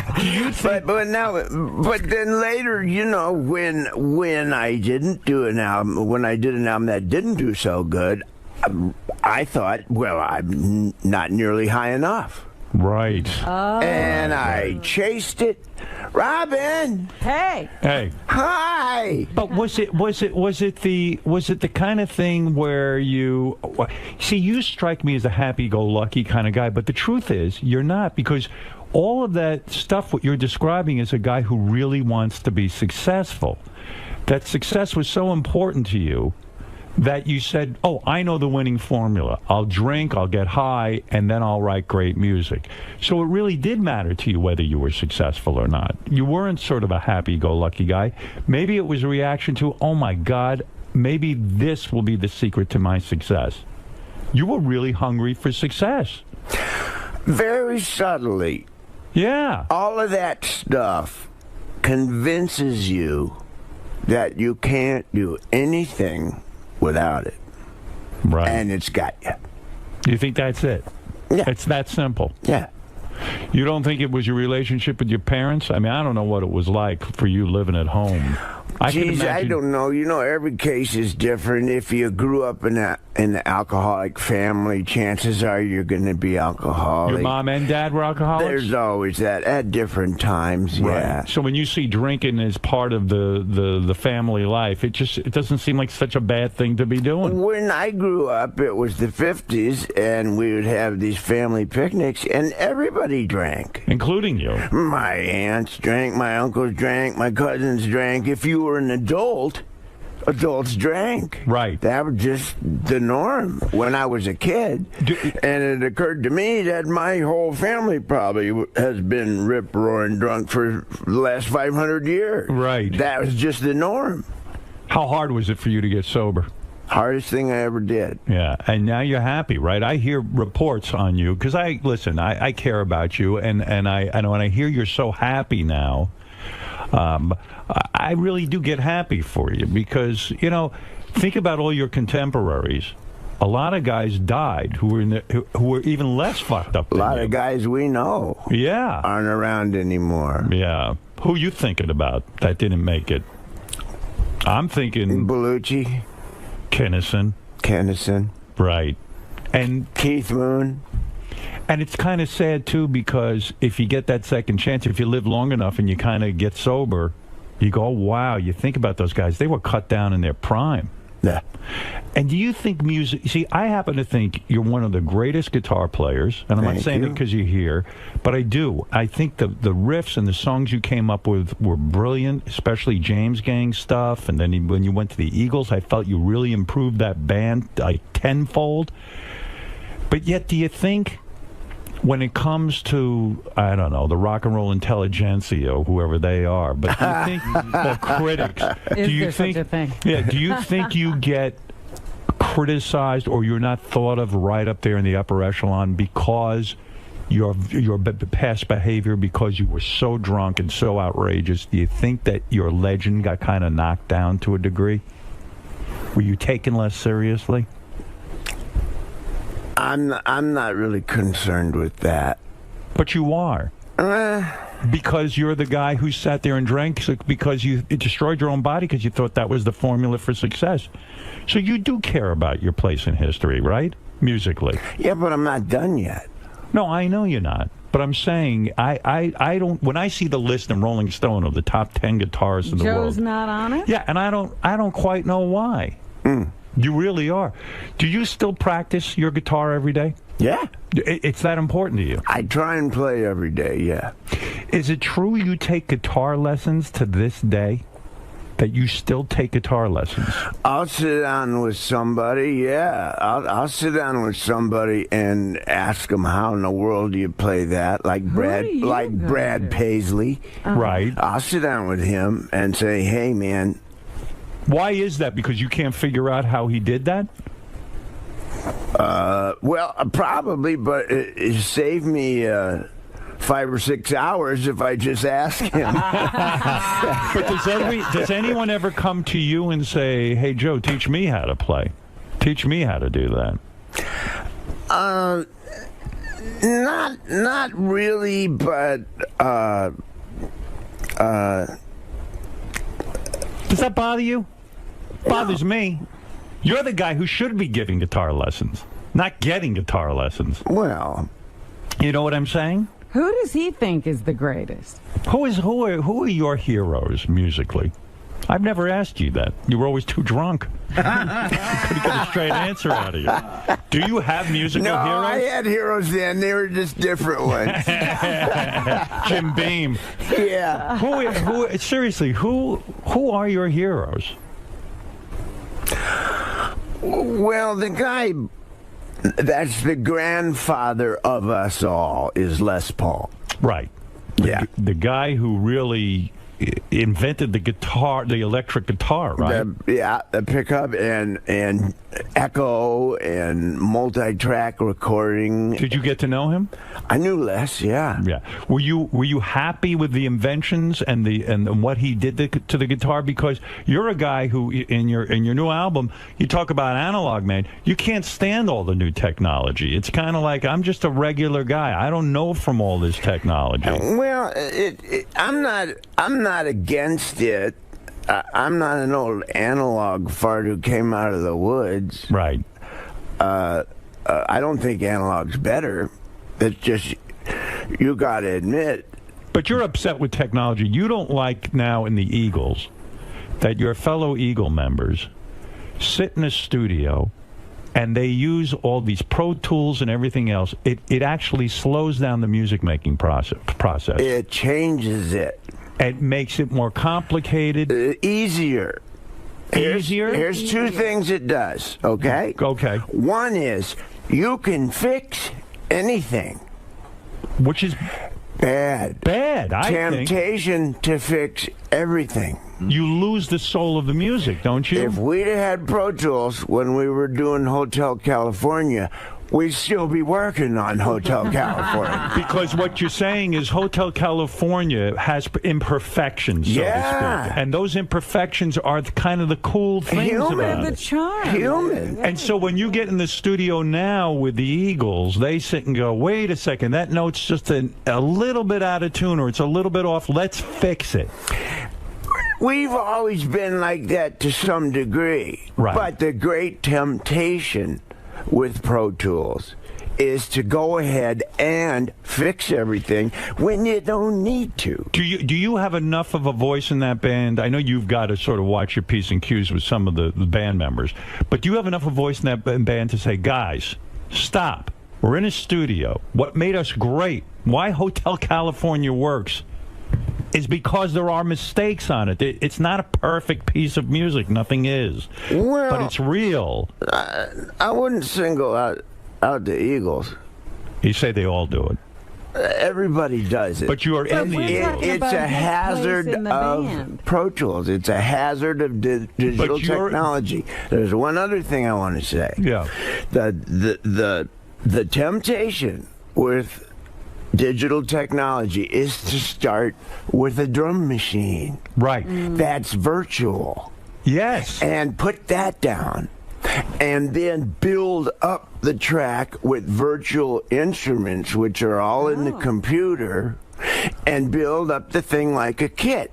And it never sounds quite as good. No. In the old days, you got some guys in a room, you mic'd them, and you pushed record, and you got the performance. Right, and isn't there something that comes out of that performance when a guy's sitting there, a drummer live, and all of a sudden he goes, wait a second, I have an idea. What if I hit it this way? Or you go, wait, I got a better riff. Or that's the magic of being in a studio with a bunch of guys. That's rock and roll from 1954 to 1962. But when you recorded the last Eagles album, and by the way, the album did well. I mean, there was an experiment, too. You sold it through Walmart, and it sold really, really well. And this is a tough day and age to sell music. Yeah. So the experience for you was not the same. Were you all in the studio at the same time, or was it all done with building it up one at a time? There's a temptation. Right. To do it that way. Do you put up a protest in the band, or you just go along with the flow? I go along with the flow. We do it various ways depending on what we're trying to accomplish. Is it liberating now that you have a solo record out because you don't have to deal with the, I'm not going to call it nonsense, but the politics of the Eagles? Is it a liberating experience for you to go in and do it your way? It's, what do I say? Yeah, but I mean, for all of us, I mean, Don's down in Nashville. Doing his own thing. Recording. Glenn made an album. But for you get to do it your way now. I get to do it my way, yeah. Is there a part of you that goes, I'll show these fucking guys how an album should be made? Nah. Never. Nah. There's no anger there, no bitterness. Nah. Have you given up all your friends from the old days? In other words, you used to come in with a boatload of characters that were hanging around. I'm talking about the days when you got my entourage. You had an entourage of guys who could drink you under the table. You know, there was the bass player, Rick, the bass player. Are you done with those guys? Are they bad influences, so to speak, on you, or triggers for you? Well, Rick's exempt. Right. He plays with Neil Young now. Yes. He's cleaned up. He's doing great. That's good. for him. Yeah. Yeah. You have to change all your friends. I know. You have to. Yeah, or else you get sucked into the vortex. Yeah. Yeah. Well, you were another one. We felt like we were the friends that got, and we never did all that stuff with you. Yeah, but we were good for a while, you didn't come see us. Yeah, well, we part of the problem. Someone stole my identity, Robin. Yeah. You know, when I was thinking about you, there was a great... I know you're happily married now. You've been married, what, 3 years? 3 years. Oddly enough, to Ringo Starr's sister-in-law? No. Wait, Yeah. Your wife is... Are you sure? Do you know who you're married to? What is he, Ringo? Yes, I do. Yeah, who are you married to? My wife is the little sister of Ringo's wife. Barbara Bach? Right. Yes. And you are now happily married. It's the part of me that was missing. Because I remember you in the old days. You know, listen, you were high, and women were commodities. You used a lot of women, and they used you. I mean, it was a mutual use. They used you for your fame and your money and your power. Well, sometimes I think Joe forgot when he was on the road that he had another woman somewhere. Right. But did you have a whole epiphany about women? Like that changed your attitude toward women too? Well, the first thing that you can't do when you try to get sober is have a relationship. Right. They say that's the worst thing. Yeah.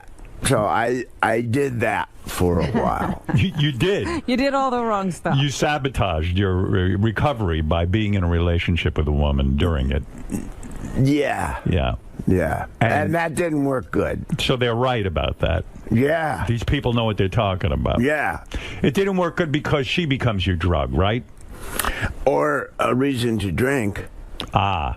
In other words, you'd start fighting with a woman, the relationship gets too heated up, you haven't worked on yourself enough, and then boom, everything goes kablooey and you need a drink. Women are a great reason to drink. Wouldn't you agree? Yeah. Probably just any relationship with anybody is a reason to drink. Yeah. Like Joe's so charming, nothing could be a problem about Well, you know what? I think like Joe, I have problems with everybody, so I think anyone would make me drink. There you go. Man or woman. There you go. go. So- Congratulations on your marriage, by the way. Oh, thanks, yeah. I'm glad we're both happy. Yeah, no, very, very happy. Yeah. I really am. I mean, I understand what you say. To get a real partner. Yes. You know? And to feel good about that situation is remarkable. And it's the part of me that was missing. I But mean, don't you think it's the change in you that allows you to have that with a woman? Yeah.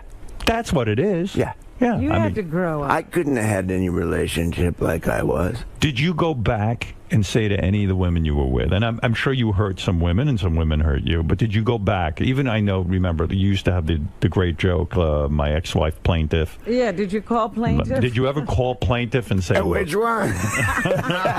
any of them? I made amends to a lot of people. You did? Yeah. Was that hard? No.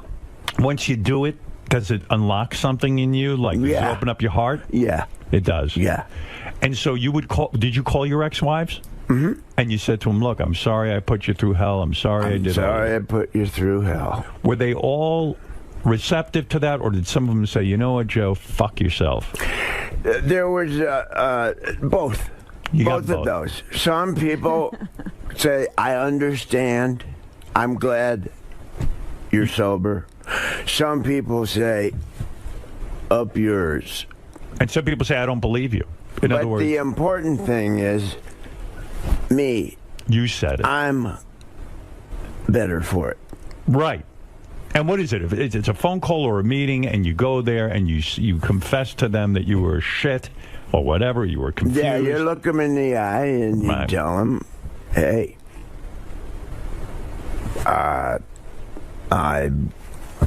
I was really a bad person to you, and I regret it, and I'm sorry. Wow.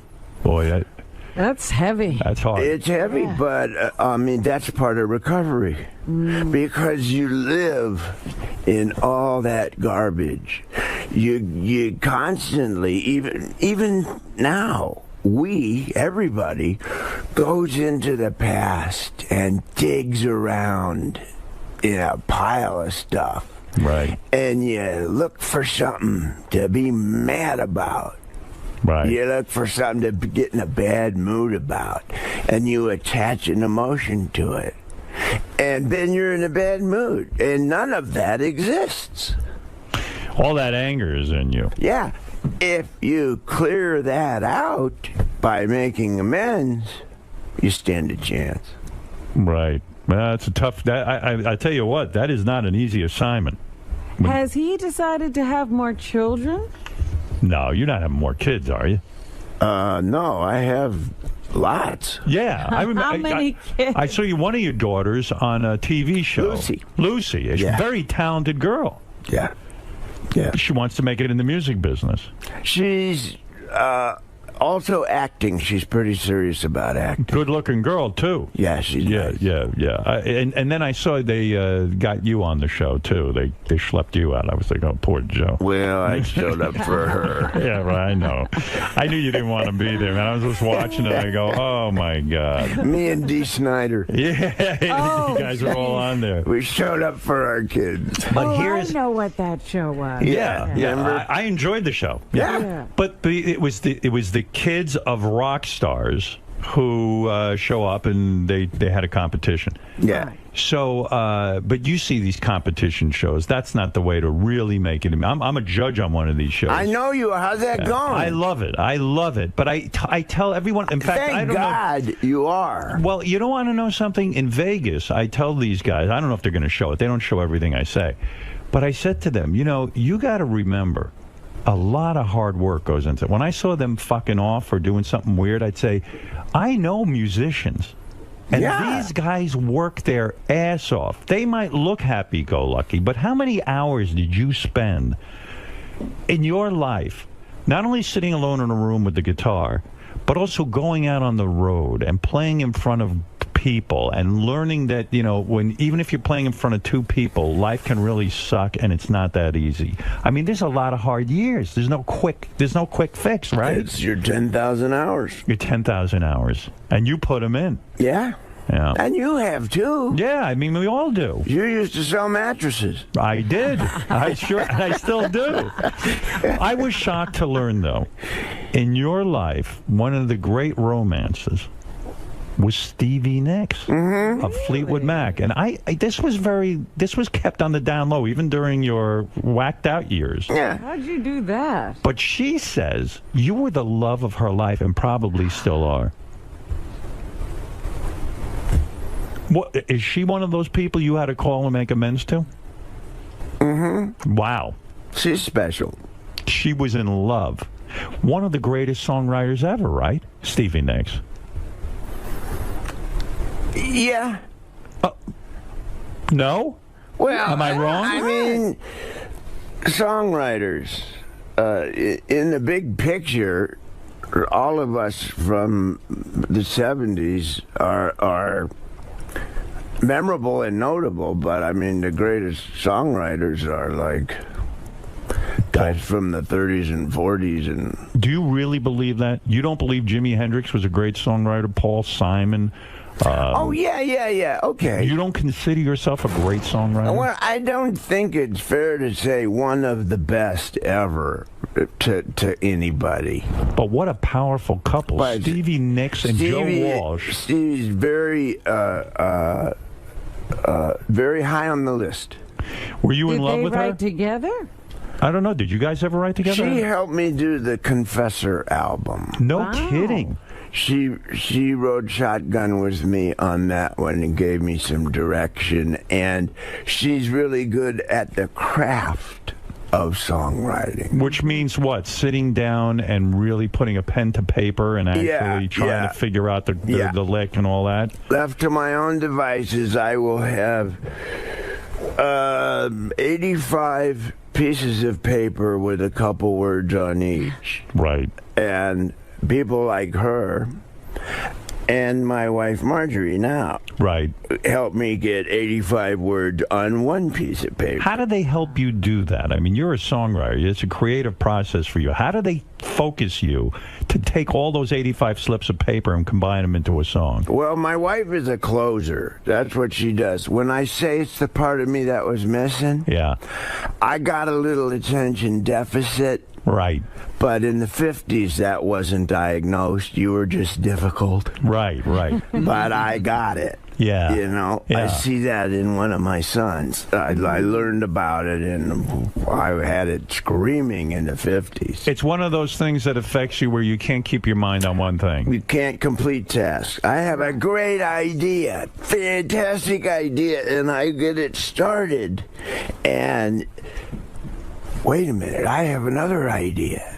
So there it sits. You know, I'm reading a book about this. It's called Get Things Done. Yeah. Do you ever read this book? No. I've just started reading it. I just learned about it. Yeah, so I have great ideas lying all over the place. And what do you do? Do you speak into a little tape recorder? And how does the songwriting process go for Joe Walsh personally?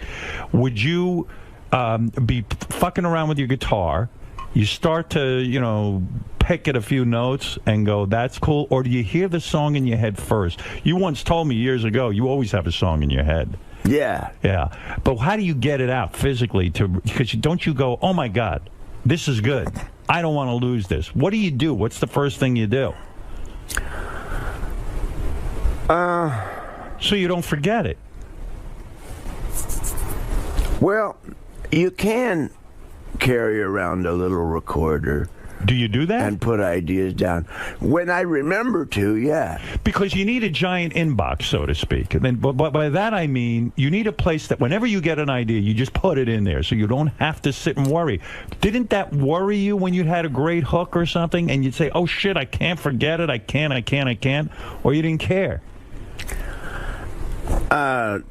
It depends. When I was wasted, I would write it down, except in the morning, it didn't make any sense. Okay, a song like Life's Been Good So Far. Life's Been Good So Far. You're standing around one day. Do you hear the words first or the music? Usually the music. The music? Yeah. You hear it's real abstract, and I think it's the same for for all of us. You hear an idea, and it's kind of a symmetry. So that did you hear? So when you say you heard an idea symmetry, was it like Yeah, as a matter of fact, yeah. That's what you heard. Yeah. And then you go, I don't know what the fuck to do with that. Well, you go, okay, there's something. Right. Now, what do you do with that? You go over to a tape recorder and you go. I kind of have a place in my head that it goes with different drawers. Really? And you retain this? Yeah.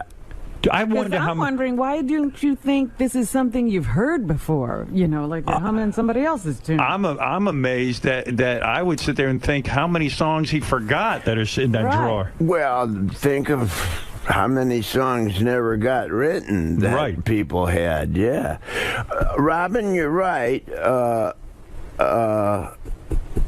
Whatever you just said, I forgot. Yeah, sometimes you think it's something you heard. Yeah, right. Well, that's where you go, aha. Right. You mess around with old blues licks, and you mess around, and you realize, boy, this is fantastic. Oops. Except it's a Hendrix lick. And you think, oh, well, start again. But once in a while, you get a nibble. Did you ever meet Hendrix? Yeah. Oh, you did? Yeah. Did you ever get to play with him? Not live. Not live. Backstage. You went backstage. Where was this? Youngstown, Ohio. Back in the early 70s? Yeah. Okay. And you're what? Doing a concert? Yeah. James Gang concert at that point? James Gang, Hendrix, and Sly and the Family Stone. All on the same bill. Wow. Well, remember in those days? Wow, yeah. You had 3 headliners on a show. And who opened that show? We did. The James Gang. Yeah. Unbelievable. What a show. Yeah. And then Sly and the Family Stone, and then I guess Hendrix. Well, Sly never came out of his dressing room. Yeah, right. But there's another guy. I mean, he's a difficult guy, right? He's had his problems. Yeah. And I don't think he ever came out of them like you Still did. going through it, yeah. I don't think he made it. No. Do you ever see him around? No. No. He's like a recluse. There's been Sly sightings, but... Right. Yeah. Yeah, I saw him on some award show or something. Yeah, but a few months ago, we were reading that he was in a trailer parked outside somebody's house. Right. Yeah. Yeah. Thank God you didn't go that route. Yeah. Well, yeah. Yeah. And does that give you the shakes at night sometimes? So you go, shit, I could have really, really fucked up. Oh, yeah. Yeah. I am so grateful to be alive and sober. So Hendrix is backstage. And what happened? He's backstage. We're in a like dressing room, which is like where a hockey team changes or something. You know, not glamorous. So yeah, right. and he's there, and I finish, and we finish, and we're in the same dressing room. So he's sitting playing his guitar, and I come in with mine. Right. And you have a jam session, so to speak. A little bit, yeah. I showed him my guitar, and he showed me his. Do you get intimidated by a guy like that? Nah, he was a wonderful guy. Of course, I'm intimidated. By his talent, I mean. By him. He had an aura. I mean, he had feathers on. I mean, it was terrifying. Well, you know, you talk about that. I read that Clapton and a bunch of other guys at the time who were considered top guitarists all went to see Jimi Hendrix when he first came on the scene. They went to a club and they all looked at each other and they went, shit, we don't even really play the guitar. What the hell are we doing? What are we doing? That was the famous story. Generally thought by the community, yeah. What the hell are we doing? Did you feel that way? Yeah. You did when you played with him. Did he say, oh, wow, Joe, maybe we should get together in the studio and do something together, or never got that far? No, never got that far, but he showed me his guitar, and I paid attention to how the heavy strings, light strings. Right. How high are the strings? What's the action? Because he was a tough one, you know, because he was left-handed. Right. So everything was backwards. That's why he sounded like that. None of us right-handed guitar players could do what he was doing. Was he playing a lefty guitar? No. He was playing a right-handed guitar Upside with his down. upside down. Oh, wow. That's why he sounded like that. Are you and that's kidding? why we couldn't crack the code. Oh, my God. That's See? fascinating. Yeah. That's why we were all hitting ourselves in the head. But that's why you're a great guitar player, because you're a student. You sit there. Those are the guitar lessons you talk about. Yeah. Sitting with Jimi Hendrix, it's a master class. Yeah. Wow. Even if it's 3 or 4 minutes. Right. And I had a Les Paul, and he looked at that, and he was really, really nice, and just a good guy. Isn't it You weird know? too? Because Hendrix is, of course, remembered for his music, but also for the excesses, like the drug taking, fucking chicks, getting plaster cast on his dick. It takes away from his legend in a way, you know. It really does. That's the way it was back then. That's all I can say. Yeah. You could get away with a lot of stuff back then that you can't now. Right. You probably noticed. Yeah. Oh, yeah. It's a whole different universe, isn't it? Yeah. And Joe, where do you think rock and roll is going? Speaking of back then and today, you know, like there's not rock radio stations. Boy, Robin, that's a good one, you know. Is rock dead? Yeah, I think so, pretty much. It's pretty dead because there's not a lot of rock and roll radio stations. And we were talking about this on the show the other day. We were talking about that it's almost like, I think Robin said it, that rock and roll is going to be like jazz in a way. It's going to be just this art form that existed and was big, and then some guys will still play it, but it's not going to have. It's dead, but it's not dead, but it's not number one. Country's number one. But I never thought I'd see the day that, you know, rock and roll was such a part of my life. Howard, think of it. That's what Analog Man is all about. Right. The new album. The digital technology is nice, but along with it is this virtual world that we all go in more and more. Yeah. And it doesn't exist. It's in a computer. It's an illusion. And we sit in chairs. Our bodies sit in chairs for hours waiting for our minds to come back. Yeah. I like side B. Right. I like cart machines. You know, it's different, man. It's different for us. Yeah. And the problem with the with the digital technology, right? It ate the record business. It did, yeah. It ate radio. So you're not on Twitter, are you? It ate intellectual property. Mm-hmm. Doesn't that drive you crazy as an artist that, you know, a guy who's like you, like a musician who comes up now, they can't even sell a record because everything's out there for free. People don't go and buy DVDs and CDs. I know. They rip them off and that. It does seem unfair, right? People ask me, what advice do you have for the upcoming musician? I don't have any. I'm trying to figure it out, too. What is your game plan with the new CD? In other words, it's hitting the stores, I think, today, right? Tomorrow. Tomorrow, all right? And you have a new single out. But what's the game plan? Can you really... Well, I guess you could go around the country and play these songs. It's almost like starting over. Joe Walsh is one of the biggest names in rock, and yet it's almost like you're starting over again. You got to go out, play for audiences, and introduce them to this music. It's a fresh start for me. So what are you going to do? What's the game plan? Well, the deal with everything is, in lieu of record companies, the way to do it now is the social network. You have to get visible. Yes. If you can make people aware that you have a record out, they'll find it. Right. So your game plan is to use social media and sort of get because like look at some of the great artists. Paul McCartney just came out with an album. Nobody gave a shit. You know what I mean? Paul McCartney. It's like everyone has an even playing field now. There's nowhere to go. There's nowhere to bank on your name. It's just that you know, I feel great for guys like you who have an audience already, and you can go out and do a James Gang tour, or you could go do a Joe Walsh tour, or you could do an Eagles tour. So you're fine. Nothing's going to bother you. But when you put out new music like you just have, that's the conundrum. That's the thing that you can't figure out. you can't assume that you're going to have a hit record. No. What's platinum now? 50,000 copies. That's right. Go make a living doing that. Woo! Right. How many records How many records between the Eagles and the James Gang have you sold? And Joe Walsh solo stuff. I don't know. You never counted it up? I got. I lost count after about 85,000. I was counting them on my fingers. Somebody said, you mean you really don't know, Joe? Isn't that an impressive number to know for yourself and say, and look back and say, you know what, I can reflect on that number? Probably, but in that category, I'm not really that big of a fish. Look at somebody like Jeff Lynne.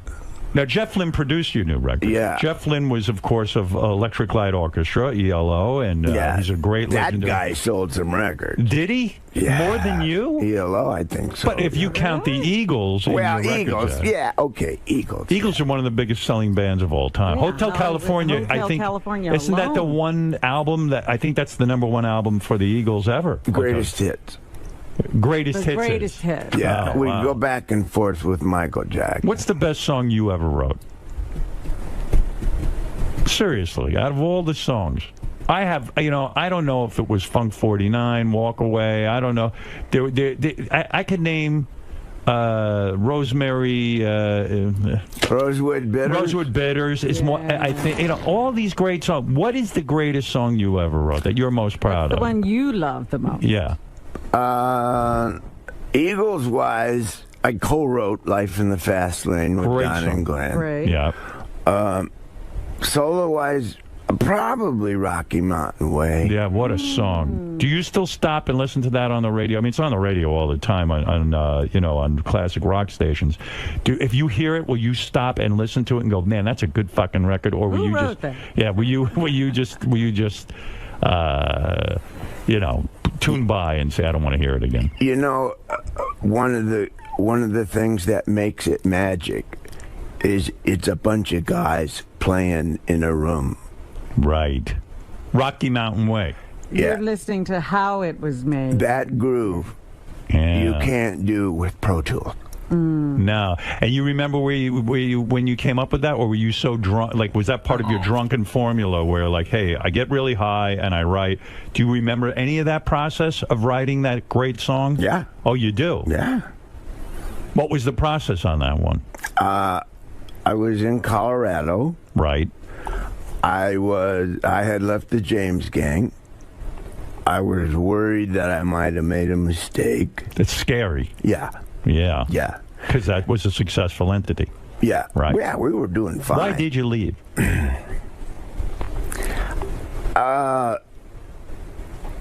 Three-piece band. I just got saturated with playing really loud and being like a kick-ass guitar guy. Right. Playing through Marshalls and stuff. Why, you thought on your own you could, tone it down? I was hearing all these songs like with a piano. And they didn't want that. The other two guys were against it. Kinda. And also your audience demanded you be a certain sound. So if you went to a piano, you were afraid the audience would reject. So you just said, fuck it, I'll leave the whole thing. Yeah. Did those guys want to kill you for breaking up something successful? No. Did you call to apologize to them when you got sober? I didn't have to really apologize. I apologized when I quit. I just said, guys, I can't do this. I'm a musician, too. Yeah. Yeah. And I gotta go have a look at that. And so so you were scared, you were in Colorado. I'm in Colorado, okay, and I have an album done, which was the Barnstorm album, the first solo album I did, and I'm mowing the lawn. And you were mowing the lawn. I was mowing the lawn. Yeah. Rock stars mow lawn? I didn't have any words for Rocky Mountain Way, but we had the track done. Right. And I'm just dead in the water about this song. What is it about? You mean you just hear music? There's no vocal. There's no tune, really, except that. If there were words, I hear where they go. But you don't have the actual words. I don't know what they are. So how do they come to you? Well, I'm on the lawn. I look up, and there's the front range of the Rocky Mountains with snow on them in the summer. Right. And it knocked me back because it was just beautiful. And I thought, well, I have committed. I'm in Colorado. It's too late to regret the James Gang. The Rocky Mountain way is better than the way I had because the music was better. And I got the word bam. And he's telling us this, tells us that, changes it every day. That's about the James Gang's manager. Right. We don't need the ladies crying because the story's sad. That's giving up the regret of leaving the James Gang. And I got all those words all at once, and I ran into the house to write the words down. And the lawnmower kept going over into the neighbor's yard and ate the garden. It was an expensive song to write, but... Oh, I got the chills when you tell me that. Yeah, that's incredible. I get the chills because that's such a fucking cool process. I wish I had that ability. Yeah, that is amazing. Do you have trouble with your neighbors? You had a neighbor, you had a problem where some neighbor was like stalking you or something, or you had to go to court with the guy, or there was something, he came over with an... Oh, yeah, that guy. What happened there? He finds pieces of property and builds houses on them. Right. And they shouldn't really have houses on them. Right. But he has friends at City Hall. Oh. And,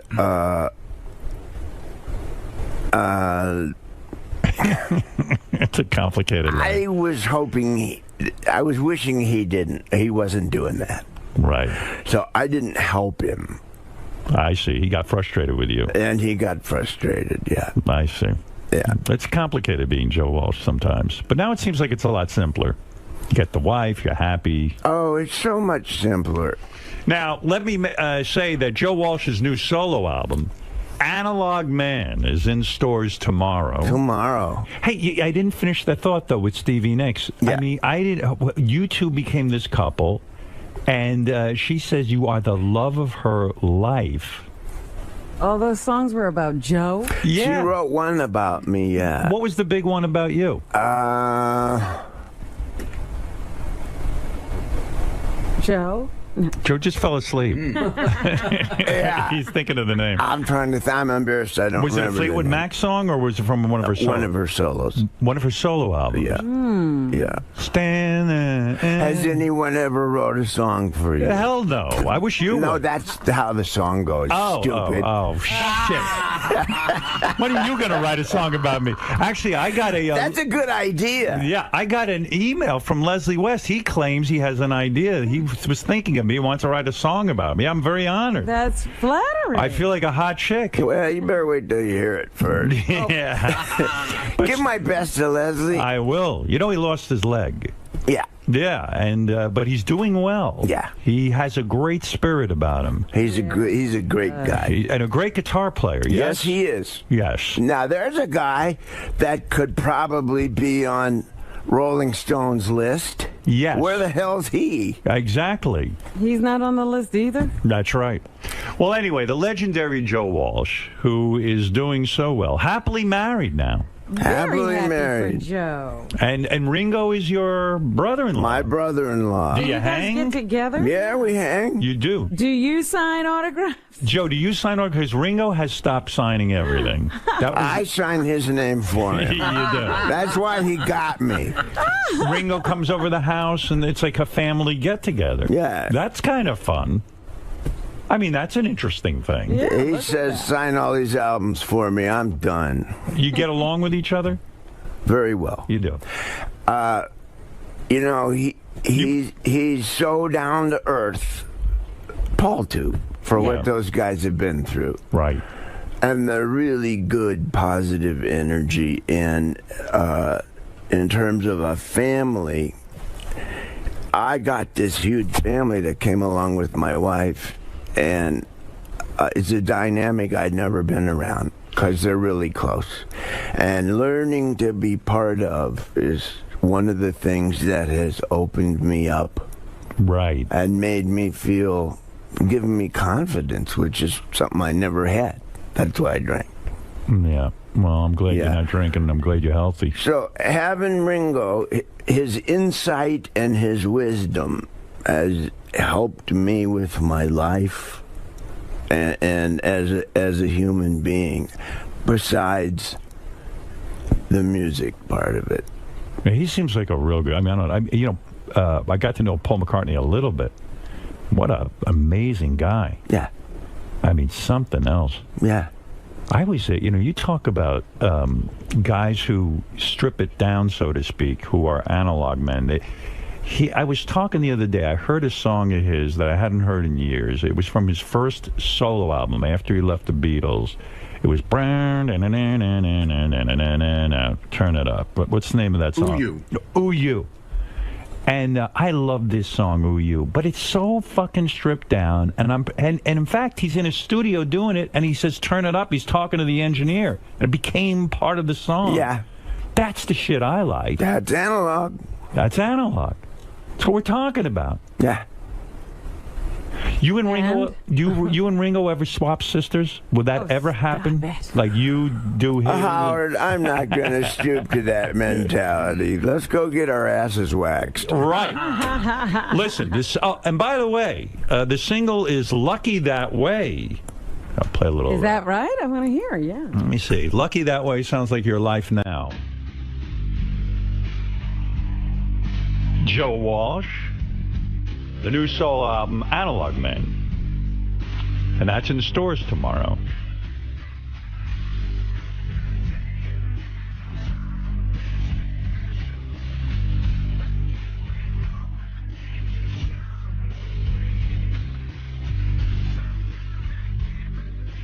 Why do you always do that? In a lot of your songs, when you're singing about yourself, you say, I'm not that special. I'm like, But you may know me. Even like in Life's Been Good, you're like, yeah, my fans love me, but I'm not that great an artist. Why do you put yourself down in your own songs? Well, I could either explain it or you could listen to the song. Okay. It's in there, okay. Oh, it's in there, all right. It feels good to be you. It does.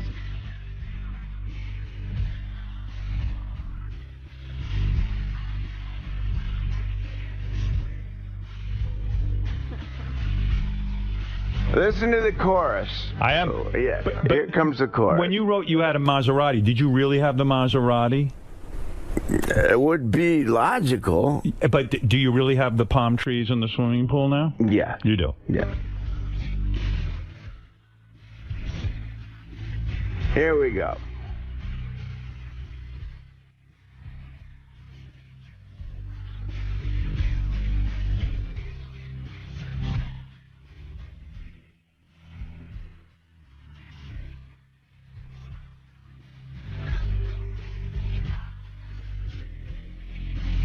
Here we come. This is it.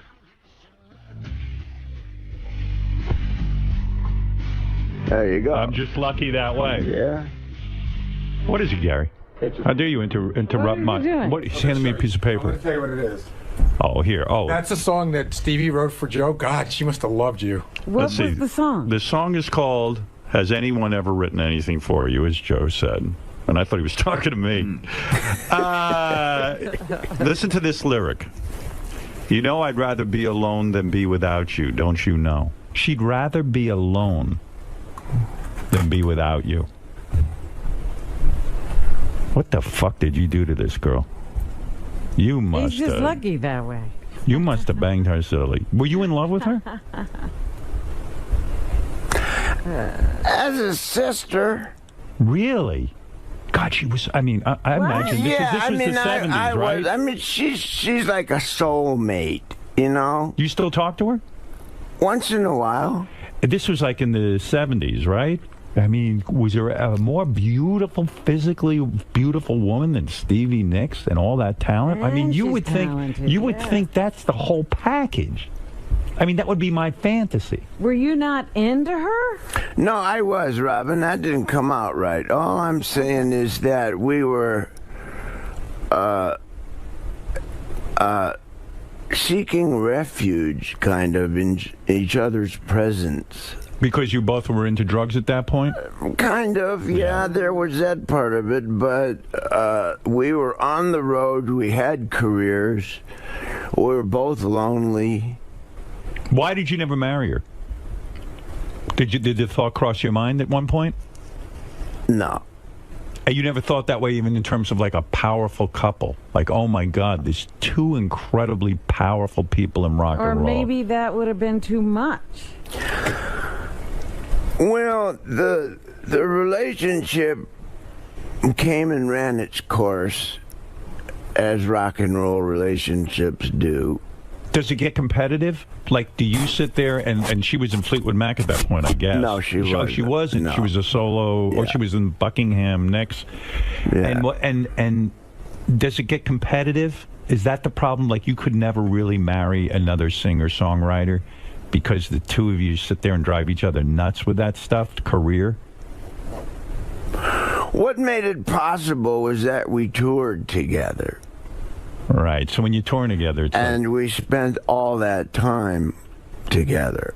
But you were not monogamous with her, so she probably got jealous too. Because knowing you back in those days, you were not going to be limited to one woman. True? You weren't going to be limited to one drink and not one woman. You were an addict. We were both monogamous for that summer. That's a pretty long time. Yeah. So you A felt whole something season. for her. Well, yeah, in rock and roll, that's 10 years. That's a long time. That's a long time. When we stopped touring, we drifted apart. I had to. Yeah. Yeah. I had to. Look at you. What a life. But do you think you could have been with somebody as powerful and talented as Stevie? No, I don't think either of us could have committed to a lasting relationship in the state that we were in. You surprised Steven Tyler's a judge on American Idol? Seriously. I mean, Steven Tyler's one of the great songwriter, great rock and roll stars. I don't exactly know why he's doing that. I had heard that it was for the money. That literally he had gone through so much money that it was like a $10 million payday. That makes sense. Yeah. You held on to a lot of your money, even though all the marriages and getting high and everything. How did you manage to hold on to your money? I know you're worth $164 million.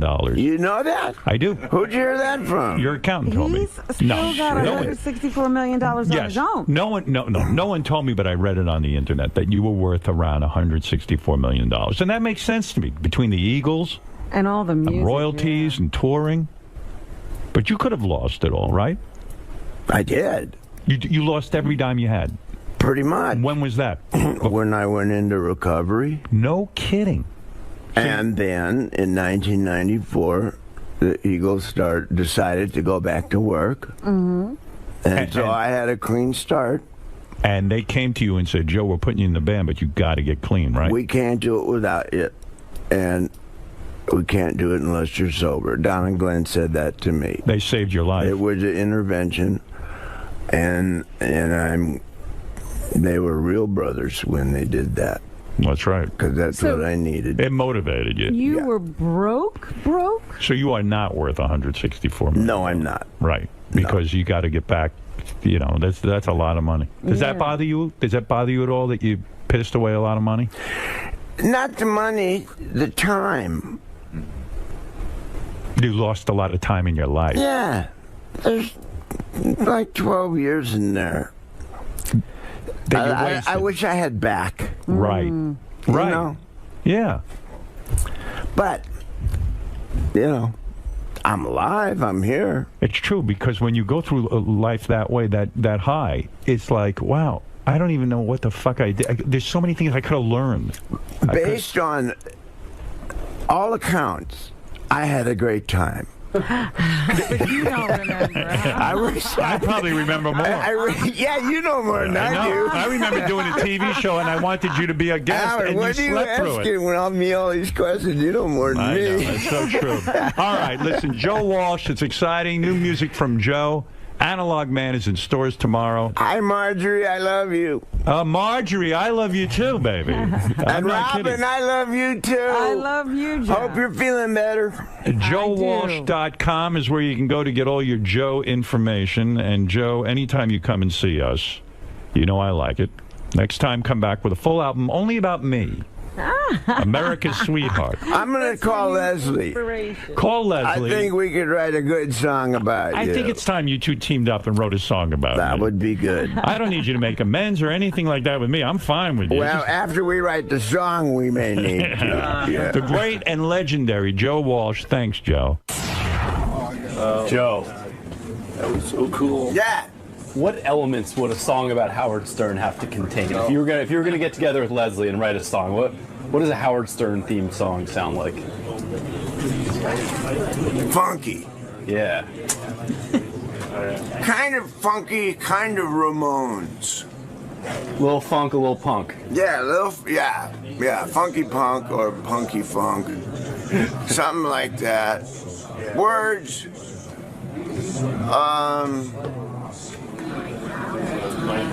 Parts of it really nice and friendly, and parts of it awful. You know, like Howard. Reflects his personality. Yeah. Yeah.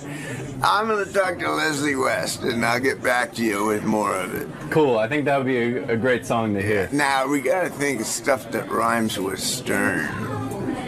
Burn. That's your homework assignment. Burn is my first word. He's got a fire inside him. Yeah.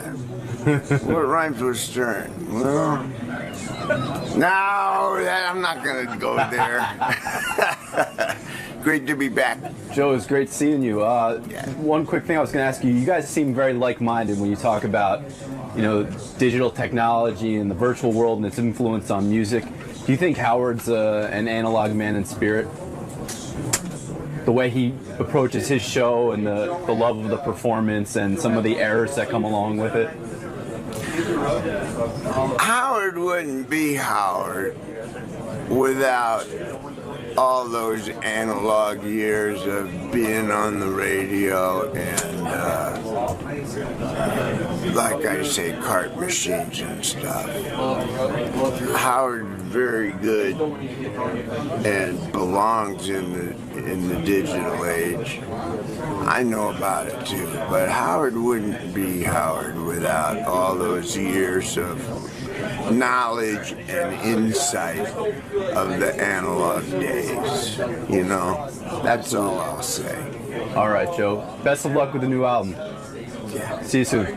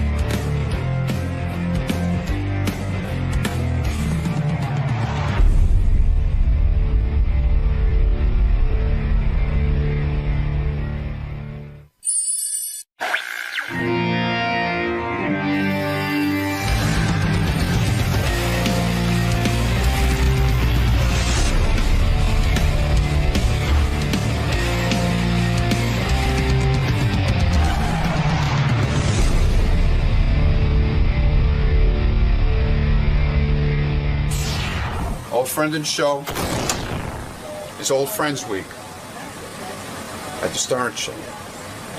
Today's Joan Rivers. Okay. Okay? She's got a new book out, Yes, I know. I read about it in the newspaper yesterday. You know what it's called? It's very similar to what I think you would title the book. Yeah, The first line is, I hate everyone. That's it. And then she says, starting with me. But I don't think you feel that way about yourself. I don't hate myself. You love yourself. No, I don't. I love you. Good morning, Joan. Good morning. How are you today?